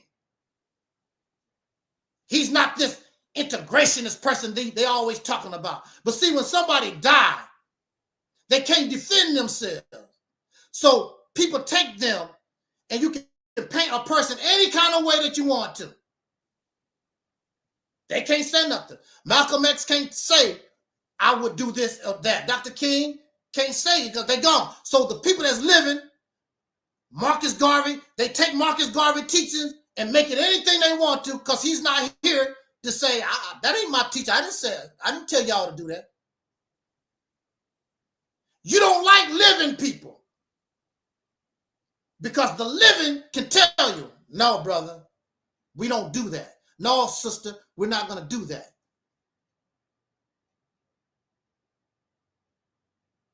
Because unfortunately, with leadership, sometimes leaders have to do things you don't understand. Just like when we were children. Your parents said, don't do this, don't do that. You don't understand it. I hate you, mama. I hate you, daddy. Because you didn't understand their wisdom. Until you got older and you begin to understand, oh, I see why mama said that. I see why daddy said that. Leadership is not a popularity contest. Leadership is about getting the job done, making progress. It's not about whether you like me or not. Can I produce? If I tell you something, can I produce it? If I can't produce it, I'll sit my ass down.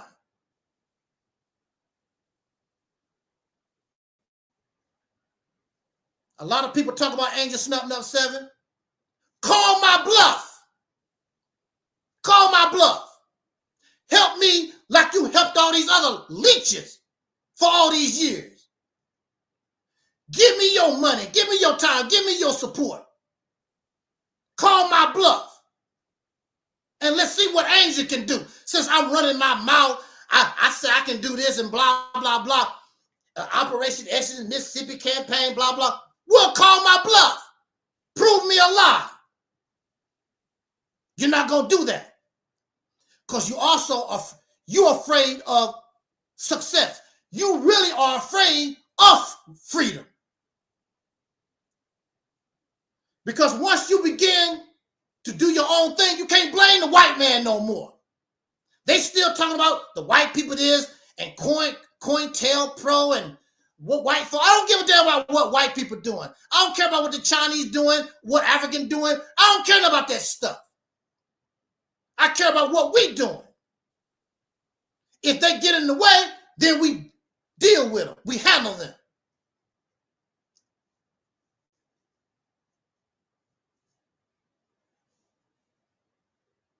So we have Dr. King, and we have Malcolm X, and we have the Panthers. And again, all these people are young folks. They have no idea of how wicked and deception and they have no idea how rough the United States government was and the police. They have no idea how evil these people are.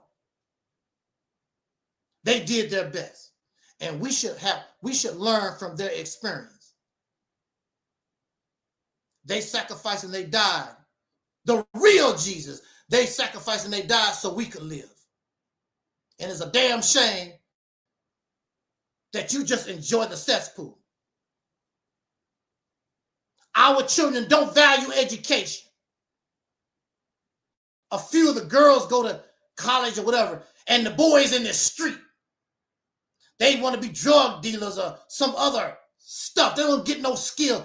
They have no respect for education after our people died and sacrificed for us. Go straight to the back of the bus. Don't even want to sit in the front. They go straight back to the back of the bus. They substance abusers. Our ancestors died for people who don't give a damn about education. They died for substance abusers, porn addicts, sports addicts. They have no respect for nobody. A bunch of know-it-all. They got the knowledge. I've never seen a group of people who have all this knowledge and don't have nothing. How you gonna have all this knowledge? I done my research and don't have nothing. What's the sense of having knowledge and you don't know how to apply that knowledge, and you don't know how to properly? Most of the so-called knowledge that we get is for a university, for a school. It does not help us in real life. It's just some stuff, some philosophy that you can learn in school. It does nothing for us in real time. I'm surrounded by black men who talk about, I'm a protector, I'm a leader, I protect. Where was your protection 300 years on the slave plantation? You 300 pounds, 6'7" on the slave plantation. Yeah, massa. Where you want this hog, massa? You big and strong enough to pick up a whole hog, and massa is a 98-pound weakling. Take that pig over there, put it over there, boy. You 300 pounds. Pick that pig over there, boy. And it's the same today. Matter of fact, some of the weakest brothers are the ones that's physically strong. They on the football field, going up and down the court, chasing a ball, chasing a basketball, chasing balls, chasing balls. These big, strong men. I'm a boxer fighting. Never the enemy. The enemy put you in the boxing ring. The enemy put you on the football field, and knew nothing but a damn gladiator. The same stuff they did on the slave plantation. The same stuff. And what they say, I'm getting paid. I'm getting paid. And you could die in the boxing ring. You could die on the football field.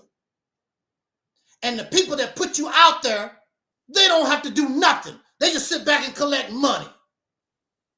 They don't dribble basketball. They don't punch nobody. They just sit back in the cut, collect money, and make bets on your slave ass. That's what they do. And Dr. King and our ancestors, they died for you. That's why I said, I'm not going to do that. I'm not going to sacrifice my life and suffer for these non-worthy people. I'm not going to do it. You profane, disrespectful, you're vulgar, you're nasty. Nasty and evil and wicked like your slave master. A bunch of know-it-alls, don't know nothing. Black men supposed to be a protector. You can't even protect your damn self. So some sisters that's gay or lesbian, they came up with Black Lives Matter because of police brutality against men, not black women, because of all the police brutality against black men. And then y'all suckers, your weak ass, you want to hate on the sisters for what they done, but you didn't do it. You can't even defend yourself. So the women created a group and they got these people off your back a little bit. And you a hater. Oh, that's a lesbian group. The white man, I don't give a damn where they got the money or whatever. You benefit. Black men benefit. Some of these families have got paid. Like you like to say, oh, I got paid. A lot of these families got paid because of Black Lives Matter. Not only the sisters that created or whatever, a lot of these families, they got paid. George Floyd family got paid. Because that's all you care about. Getting the white man's money, because you can't produce no money that you give value to. So you got to wait for another man to pay you. We can live in a society where we don't even need no damn money no more. We can practice the barter system. We don't need money no more.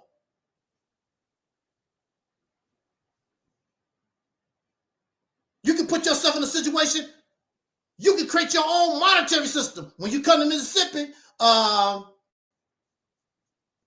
you got to turn in that money and use our currency.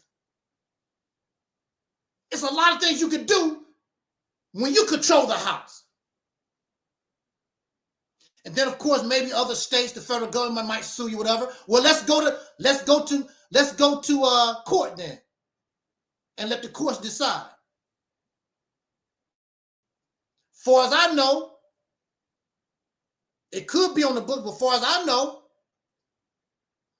why can't a state produce their own currency? Why can't a state help somebody in another state when they are part of our state? So if you support Mississippi and you live in California or you live in New York or Louisiana, whatever, you should be able to call on your state, because you've created your own motherland. You don't have to claim Africa. You create your own motherland, like other people have created their own homelands.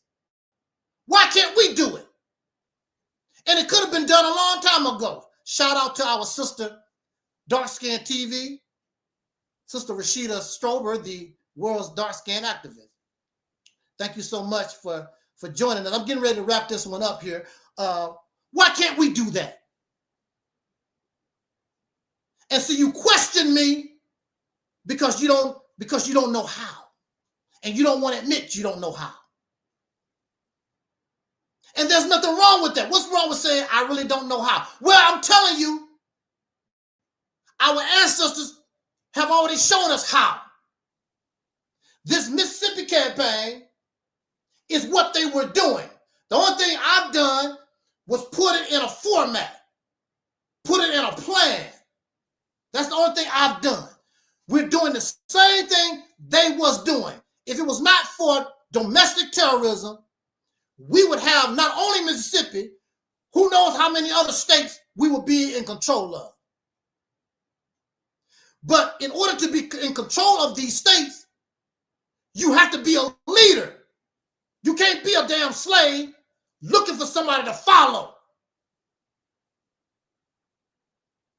I was watching a documentary yesterday, and I believe it was from the speech of President John Kennedy. And he was talking about America does not mimic nobody. We are the, woo, Sister Rashida. Kennedy said, America, we don't mimic nobody. We are the model. We're the model. You cannot be a model having a slave mind. That's what I'm asking us to be. And I know we can do it because we've done this in music and dance and all these other things, but you are more than that.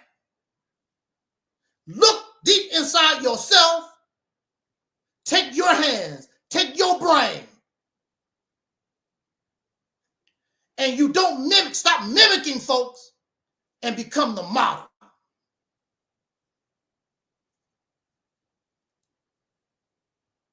Stop accepting this pretend freedom we have. There was a word I used to use back in the day. I called it backyard Negroes. You know how it is when you have a dog that lives in the house, then you open up the back door so the dog can run out, so he can do his thing, take a dump or leak, whatever. And the dog goes out into the backyard, but that dog act like it's free, running up and down the yard and running. But the dog is still in a fenced-in area. The dog is still incarcerated. But in the dog's mind, I'm out of the house. I'm free now. I get to run around. It's still jail. It's still prison. You're still in the house. You're just in the backyard. And that's how we are. We got our pretty cars. We wear our pretty clothes, and we got our pretty education. And we talk eloquent. People always tell me, you don't speak English right. We speak English, the bastard language. We speak it eloquently now. You can buy all this special food and be on different special diets, and you living the good life. Get to use all the drugs you want to. You get to be just like your massa. No, because your massa run everything. Your massa run it all, control it all. You just his flunky. You don't control, you don't run nothing.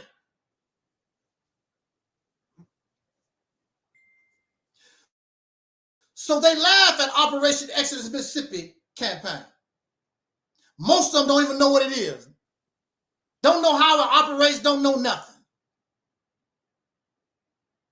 And laugh in ignorance. But what have they accomplished since 2018? Since I presented Mississippi campaign in 2018, this is 2025. What have they accomplished? It's thousands of them. They give these people millions of dollars every year. And what do they have? Begging for cash apps. Don't forget, donate to my cash app.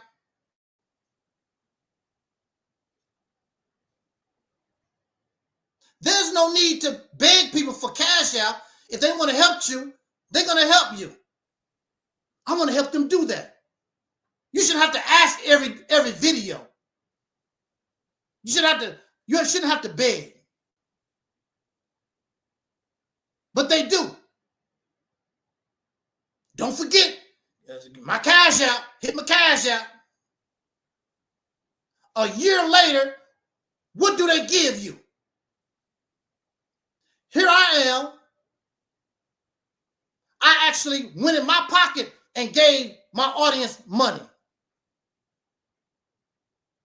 I went in my own pocket. I actually give.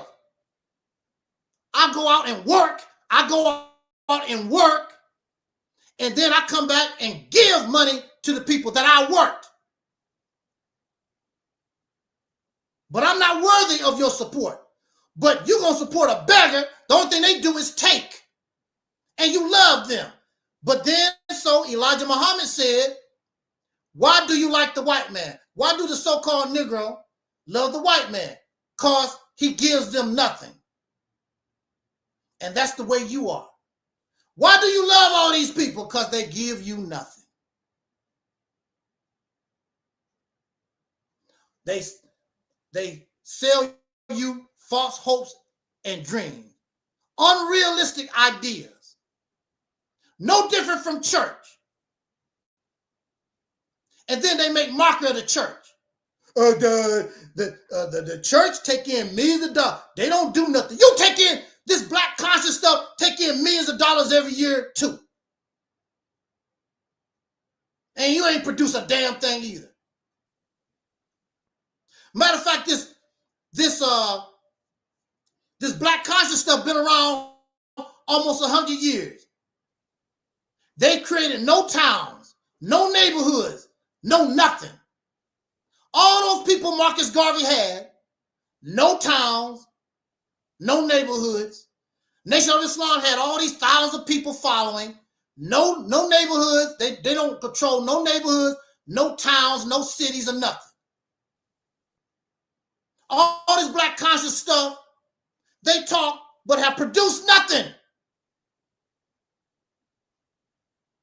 Malcolm X, unfortunately, Malcolm X looked stupid 1962 when those Muslims got killed in LA, and Malcolm X went around, Muslims don't do that. We don't turn the other cheek. So what is it that they always say? Or the Quran say? It talks about, do you say that you will believe and not be tried? You talking all this crap? Okay. So now what is it like? 4 Muslims died that day? 3 or 4? In Los Angeles, California, the secretary of the mosque in California? You don't turn the other cheek, right, sir? What you gonna do? I'll tell you what I'm gonna do. I'm gonna tell you how wise Elijah Muhammad is, and we're gonna let Allah handle it. But Malcolm X came up with the idea, let's take them to court. But you see, you could see in his face that he was hurting because he had been around told Muslims don't turn the other cheek. Well, what did you do, Malcolm, in 1962? You turned the other cheek. And you went to court. Their court. That's what you had to do.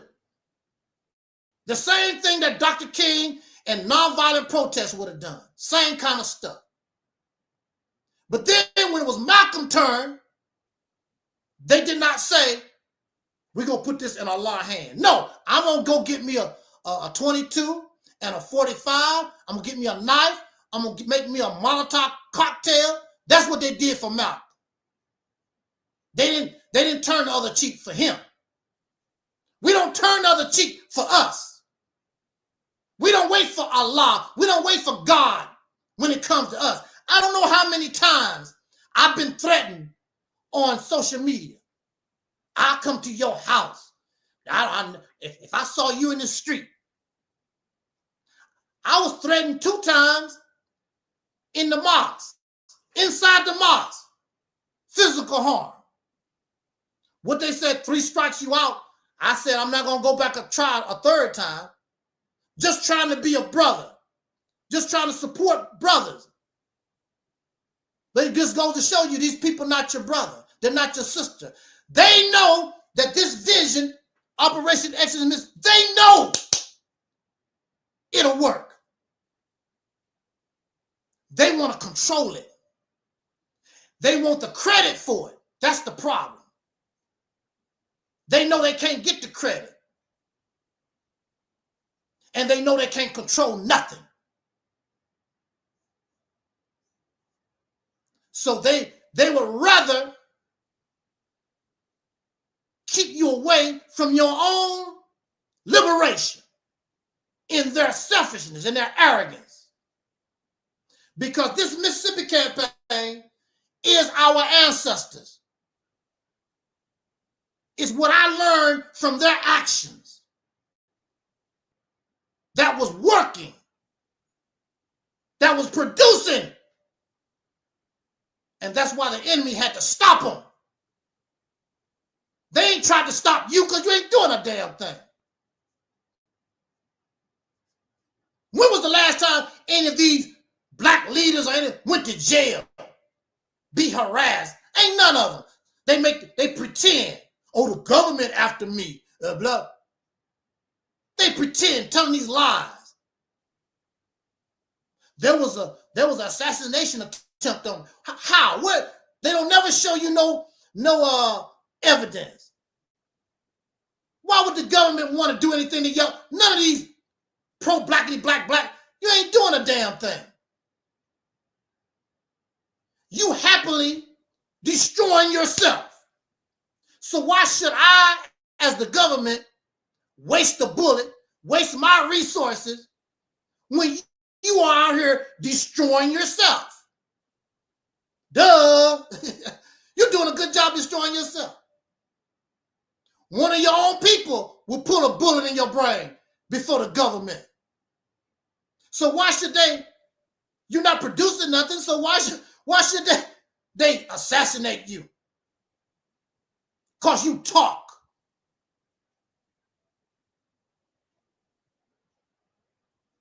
And then some of you talk, and because YouTube take down your video, then you stop talking as tough as you were, because you don't want your channel to keep getting taken down. Mr. Revolutionary. You need YouTube. You need the white man, YouTube. You need the white man, Facebook. You need his Instagram, Mr. Revolutionary. The people won't even follow you to your own damn website. Dr. Umar Johnson should have his own website, say whatever the hell he want to say. They won't go to Dr. Umar Johnson. They won't go to Sanada. They won't go to Morsa. They won't go to these people, their own website. Even the Nation of Islam. If you don't come to YouTube, if you don't come to Instagram, they don't come, these people that claim they love you, they don't even go to these people, your own website. That's pitiful. That goes to show you where their mind is at, because Masa ice is colder than our ice. Nothing has changed. And you really don't care, because the only thing these people want is money anyway. Donate to my Cash App. Help me build a school that's never going to be built. Help me get some farmland that's never going to get farmed. They're just putting on these shows. Then they get angry at me because I'm going to hold your ass accountable. And if you did it to me, you hold me accountable. And there won't be no problem with me, because I will say, you know, you're right. I'm not producing. So let me get somebody to replace me. I will help them so we can get on the right track. I have no problem with that, because I'm not producing. I don't know why I'm not producing. I'm not producing for y'all. So let's change management. We need a new CEO. Here I am. The vision of the Mississippi campaign It did come from me. Where is it? Mississippi campaign?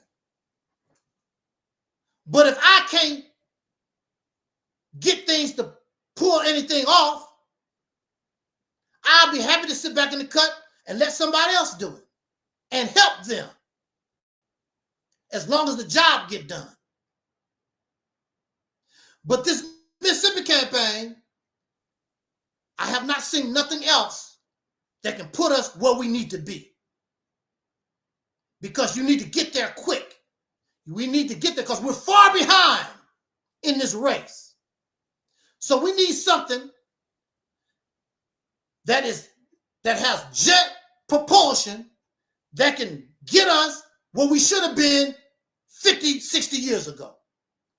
And this thing, this vision, this proposal that we call Operation Exodus Mississippi Campaign, I know it can get the job done. We must hold leadership accountable. We must be accountable. And if we are men, then we must accept accountability. If something is not working, then we need to change it or let it go. All this popularity contest garbage, I like you, that's not working for us. It's not about who I like. It's not a popularity contest. This is a life and death situation. Dr. Claude Anderson always said, if we don't change our direction, if we don't do anything about this, our people are going to be a permanent underclass. You're going to be on the bottom forever. Just like in some countries, if you're born poor, you're going to stay poor. There is no climbing up the ladder. You poor, you born poor, you part of the poor underclass forever. That's where you're going to be. And that's the way Black Americans are going to be. We're going to be on the bottom as a people and stay there. What if these people don't want football no more? They don't want basketball. They don't want to hear rap no more. What you gonna do? How you gonna come up out the ghetto? They don't care nothing about your painting. They don't care about your music. They don't care about your rapping. They don't care about your basketball. What you gonna do? If the culture changes and don't care nothing about that stuff no more. You don't have no kind of skills. You're just going to be on the bottom. And you know you don't like picking tomatoes, which there's nothing wrong with picking cotton. There's nothing wrong with picking tomatoes when you're doing it for yourself.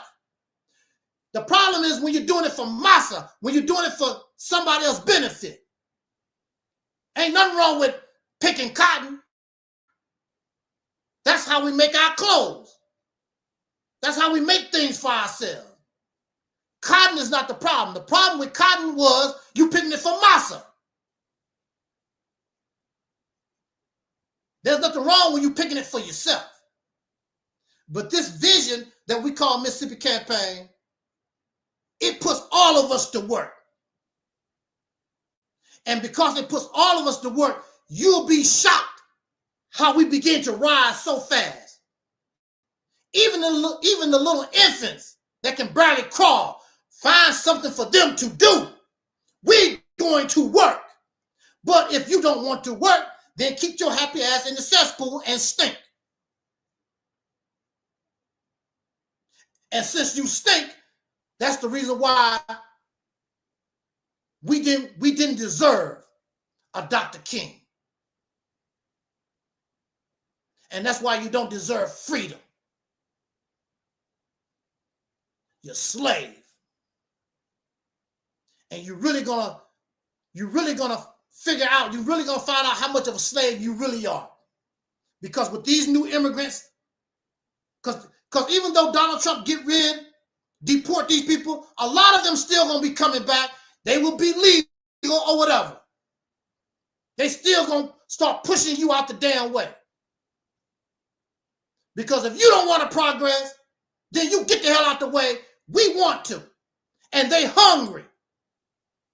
They hungry, literally, they are hungry, physically. They got that drive. They got that drive to want to succeed. They got that energy. You're spoiled and you're lazy. And these people are going to come and just push you out the way. They already taking over your so-called neighborhoods. Where you going to go? What you going to do? What is your leadership doing for us? Just taking your cash out. What's his name? Dr. Umar Johnson just came from vacation in Ghana. And he said that he's a citizen of Ghana. Now, you know that stuff is not free. He used your money. He used your money to pay Ghana to be a citizen. He used your money.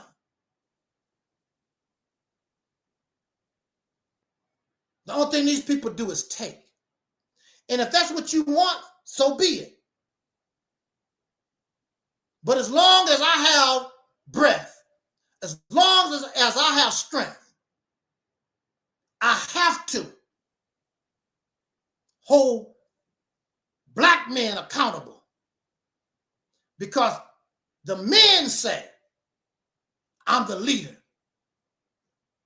I'm the protector, I'm the provider. That's what you say. I'm the head of the household. But everything in your house came from another man. What kind of crap is that? So I'm going to say this and get out of here. So in the Mississippi campaign proposal, since Mississippi is an agricultural state already, I say that you can put yourself in a position to produce the best organic food, the best organic milk, the best organic vegetables, meats. You want to put yourself in the position when people look for organic food, did that come from Mississippi? See, and then when you do that, those things produce jobs. We need truck drivers. We need people in the office. We need salespeople. That produce a whole lot of different jobs. We have a energy pool that we don't even use. Get our brothers and sisters off, homeless people off the street. Let's get our people out of these jails. They have our incarcerated people fighting fires in California and pay them less than the minimum wage. So why can't we get our people out of incarceration and pay them what they're worth and put them to work? Why we can't do that? Now, of course, you got some folks you don't want to let out of jail. So but those that are in there for little or nothing or whatever, we can get them out instead of keeping them all locked up. Put them to work. All our teenagers. We have thousands and millions of teenagers that's doing nothing. They run around getting in trouble. We can put them to work. Tell them you building a nation. Tell them you building a brand new reality. Get off our ass and let's go to work. Follow my lead. Let me show you what you need to do. And if I die or if I betray you, push my happy ass to the side. You know what to do. Keep leading, keep moving.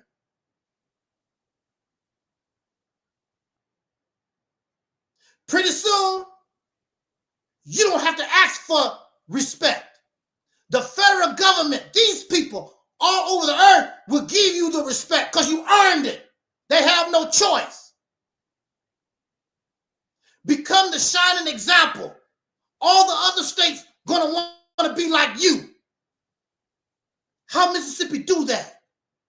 And they're gonna send mayors will come here and governors will come to Mississippi. How y'all doing these things? How did y'all get that to going? Don't mimic. Don't copy nobody. Be the model. Woo, man, I love it. You just can't see it because your head is filled with all that black conscience, religions, all that kind of stuff in your head.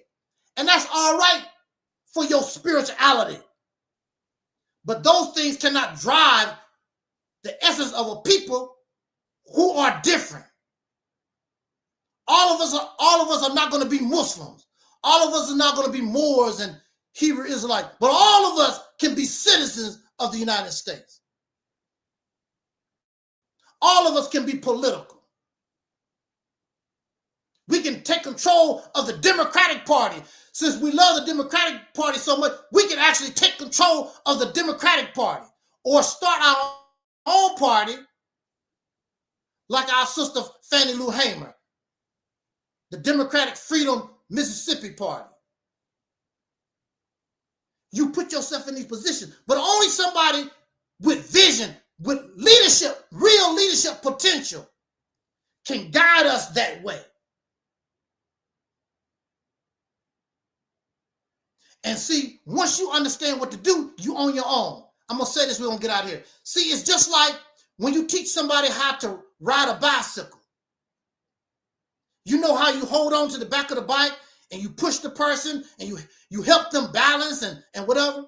Then one day, they don't even know. You let go of the bike and they ride it.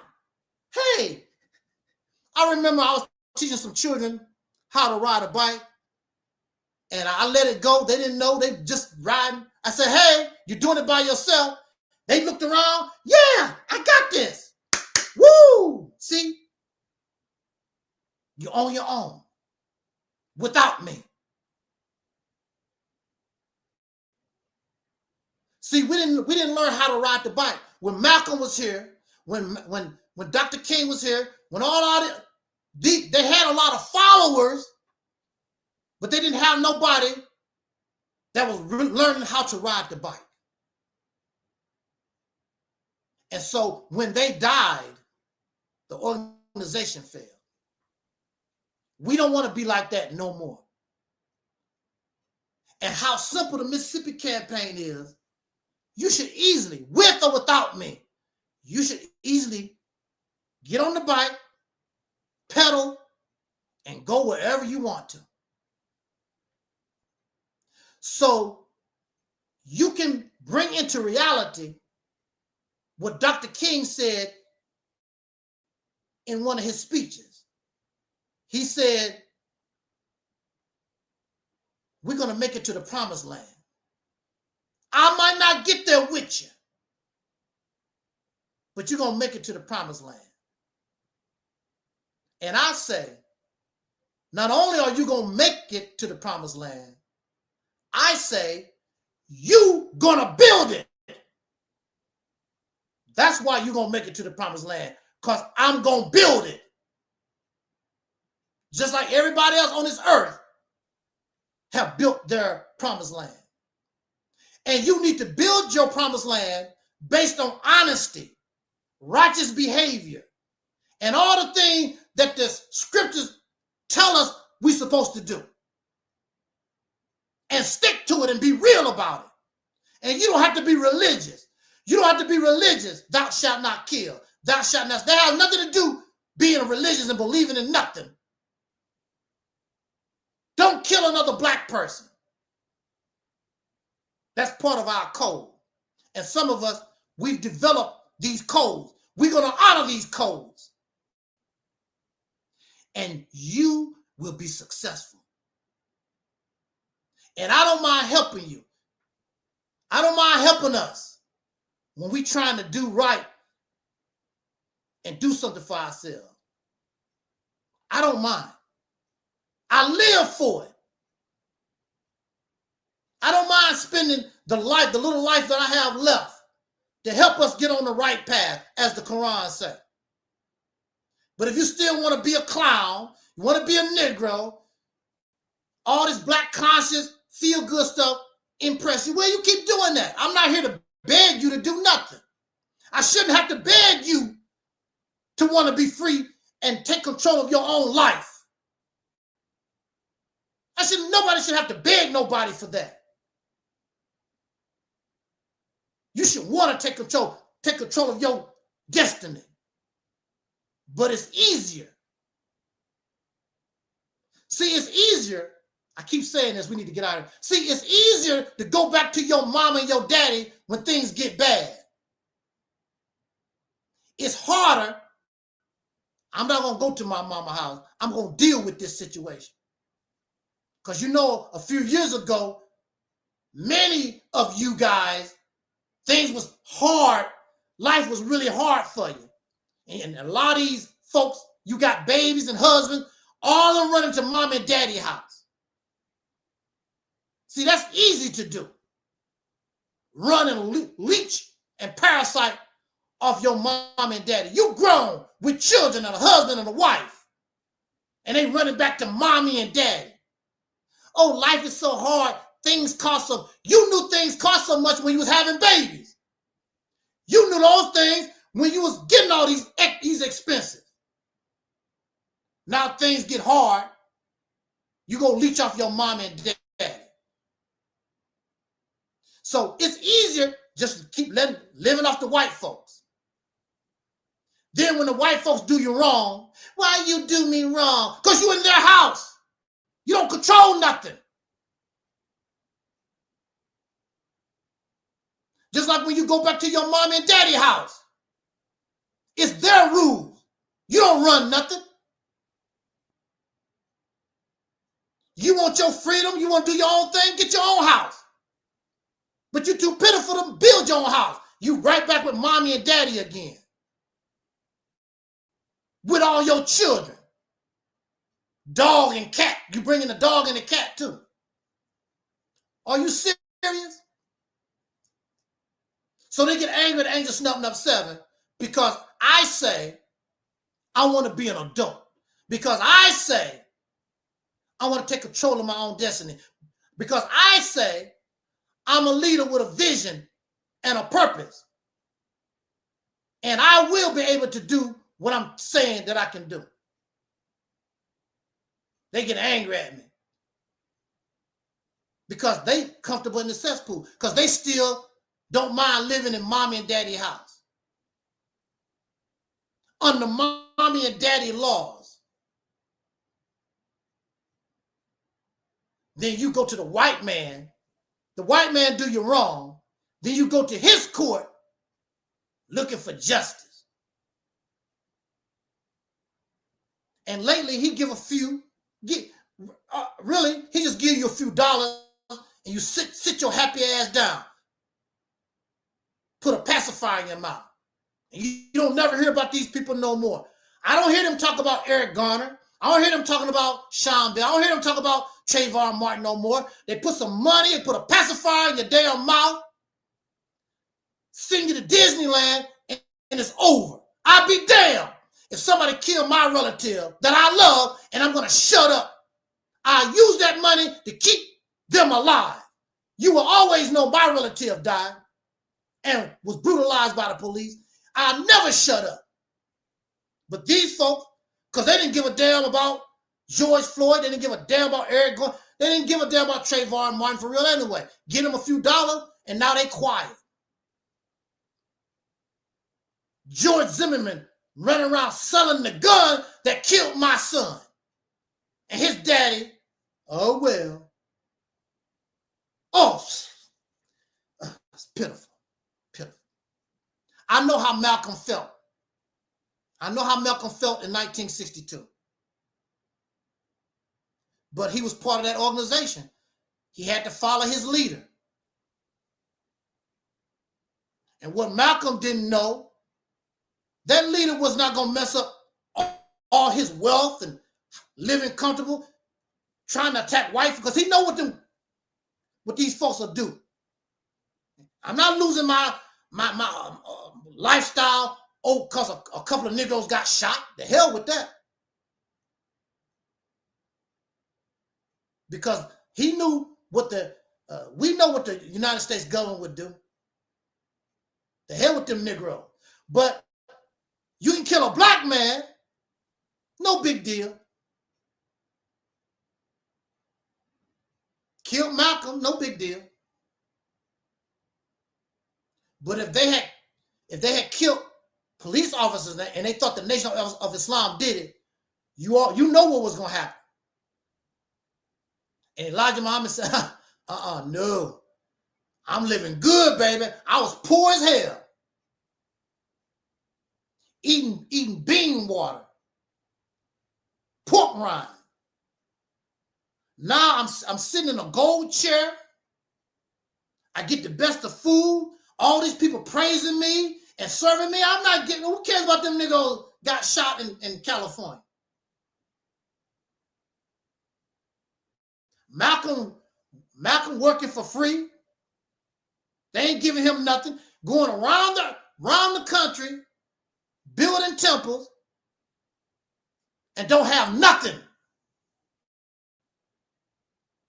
Brainwashed.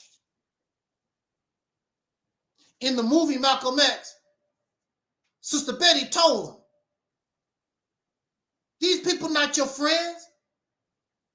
We don't have nothing. You are a man, I'm supposed to have my own. What the nation is giving me, I don't care about what the nation giving me. You're supposed to have your own, Malcolm. As intelligent as Malcolm X was, but when you get brainwashed, it takes away your common sense. It takes away your own ability to survive. Look, the only thing you care about is making Elijah Muhammad comfortable. You willing to suffer for Elijah Muhammad. Here you are. Sister Betty is pregnant. You already got children, and you don't have nothing.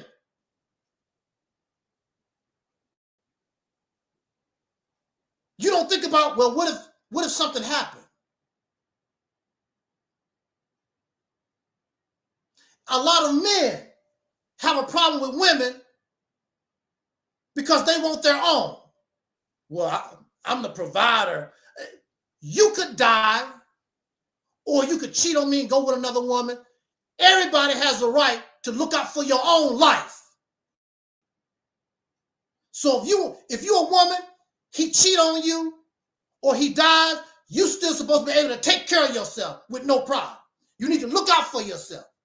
There's nothing wrong with that. If he don't cheat on you, if he don't die within your lifetime, that's good. But everybody has the right to look out for your own life.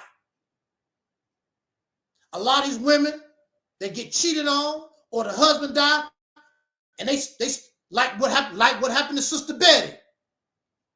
What I'm gonna do now? Luckily, she had some friends that helped her. But everybody don't have a friend that will help you in your time of need. That's why a lot of people on the streets, homeless, they don't have nowhere to go. They have family, but ain't no family gonna help them. There's nothing wrong with looking out for yourself. If I'm in error in anything that I say, you can come here and straighten me out. I have no problem with that. I always say, and they never say, but I always say, I could be wrong. My thinking, I could be in error. I always say that. I could be. I really doubt it, but I could be. I will give you an opportunity to show me am I wrong, because I want to do better. I want to be as right as I can be. But I already know many of you don't know that you follow lies. Many of you know that you're wrong, but you're going to stick to it because you don't care about the truth. The only thing you care about is keeping not hope, keeping your lie alive. And that's not what Dr. King was about. I thank the creation. I thank the heavens. I thank whatever caused Dr. King and all our ancestors prior to myself. I thank that essence, that energy for bringing them to us. Without them, I would not exist. I would not exist. And apparently, just like Dr. King, we come into existence for a reason. You will never hear nobody on this media talk like me. Nobody.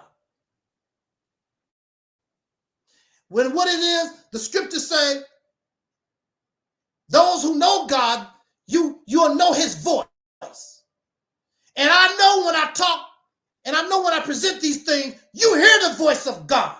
Whether you believe it or not, there's something. But you want to tune it out because of the vessel that God chose. God chose this vessel because those others can't handle the message. So I got to put this message in a vessel that used to be like that. That's why I understand where you're coming from. That's why I know where you're coming from, because I am you. You're not telling me nothing new. I am you. I was there at one time. Even the first video that I used to make sounded like you. But I grew and began to mature. I began to see things because I was a follower. But as I matured, I began to grow. I got to do my own thing. I have to start thinking for myself. Because these things aren't working. I don't know what to do, but these things aren't working.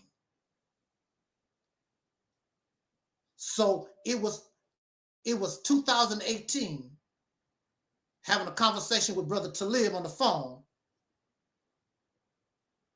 That's when this revelation of the Mississippi campaign, right over here, when the revelation of the Mississippi campaign came.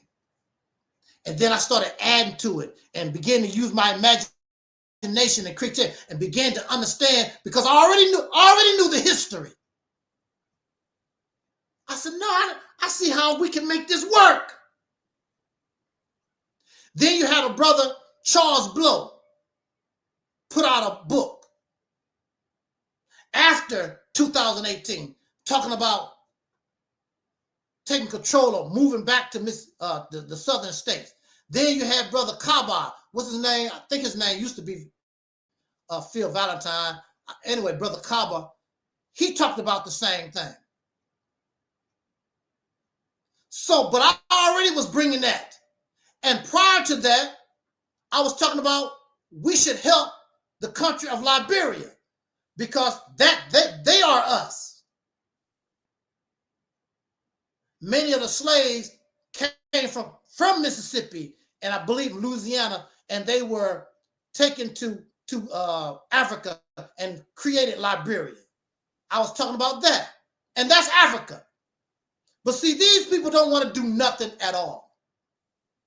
Because when I was talking about going to Africa, I was talking about going to Africa. They rejected that too. Oh, that's America. America did that. That's Africa. Those people are actual Africans. They was born there. The descendants of American slaves, but they are, for real Africans, they was born there. You're not born there. They don't have to get a citizen, take a citizen test. They don't have to pay a fee to be an African. Dr. Umar Johnson just had to pay a fee. I'm a citizen of Ghana now. Well then, sir, why don't you renounce your American citizenship since America is so bad? He didn't say that. He didn't say, I renounce my American citizenship. I'm a citizen of Ghana. He didn't do that. He's a dual citizen. But America is so bad. Go be an African citizen, renounce, since America is so bad, then you go be a citizen in Africa somewhere and renounce your, no, what they want to do, they want to be able to come back to America. They want that dual citizenship. They want to come back to America. Scary ass. I know if I didn't like America like that, I'll be happy to renounce my American citizenship. I have no intent, don't want to come back to this damn place. You will not see me again. You want to see me on my YouTube channel. I don't care about coming to America. But these people are so fraud, they so fake. Yeah. Thank you for listening. Jot down your comments. We have been simulcasting on our Facebook channel, Reality's Temple on Earth Internet Ministry, Reality's Temple on Earth, and of course, Angel Snub 7. Shout out again to Sister Rashida, the dark-skinned activist, and her baby, Lauren, and her husband. Thank you so much for listening to this broadcast. I see Nanny and Brother Robert Epps, my Nation of Islam brothers, all those who will be listening to this broadcast at a later time. I appreciate it. I would hope that you would share this message. I hope that you would ask others to subscribe to this channel and help us spread this real message of what I call real truth. And I hope that you also would learn what, where is it? Over here? Yeah. I wish that you would learn what Operation Exodus Mississippi campaign really is about. If you're going to laugh at Mississippi campaign, if you're gonna make mockery, if you're gonna judge whatever, at least know what you're talking about. These persons just talk about things, don't have no idea. I mean, why you don't like the Mississippi? What's wrong with it? Blah blah blah. They cannot ask you. They don't even know nothing about what the plan, the proposal is about. That's stupid. That's, you're doing things in ignorant, but you're so intellectual. Really? Okay. See, I hurt their feelings because I take the time. I know what I'm talking about. I don't know the ins and outs, but I know the basics of these things. Matter of fact, some of it I actually lived in practice. And if I don't know, I will know. So when I come to you, I will even tell you, blah, blah, blah. And you know that I've been doing some research on whatever it is. I'm not going to talk and judge or say anything in ignorance because I don't like something. If I don't like something, I'm going to tell you why and break it down why. I could be wrong. And then you can clarify. No, brother, that ain't how it go. This is blah, blah, blah, blah. Oh, now I understand. Thank you for clarifying. They don't do that with me. They act like children when it comes to me. I don't like Mississippi campaign. I don't like you. Silly ass folk. So-called adults.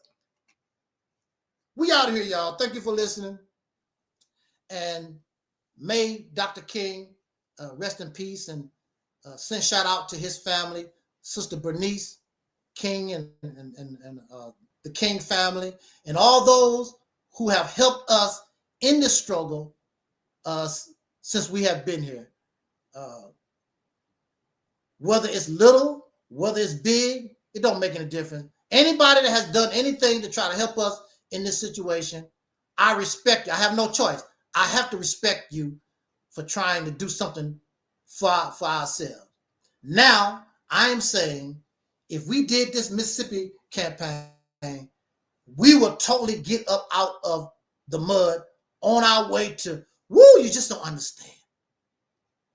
Stop copying people and be the model. That's what we do here. So on that note, again, thank you for listening. Jot down your comments, subscribe, all that kind of good stuff. As our ancestor Don Cornelius used to say as in parting, we wish you love, peace, and soul. And we are Audi 5000.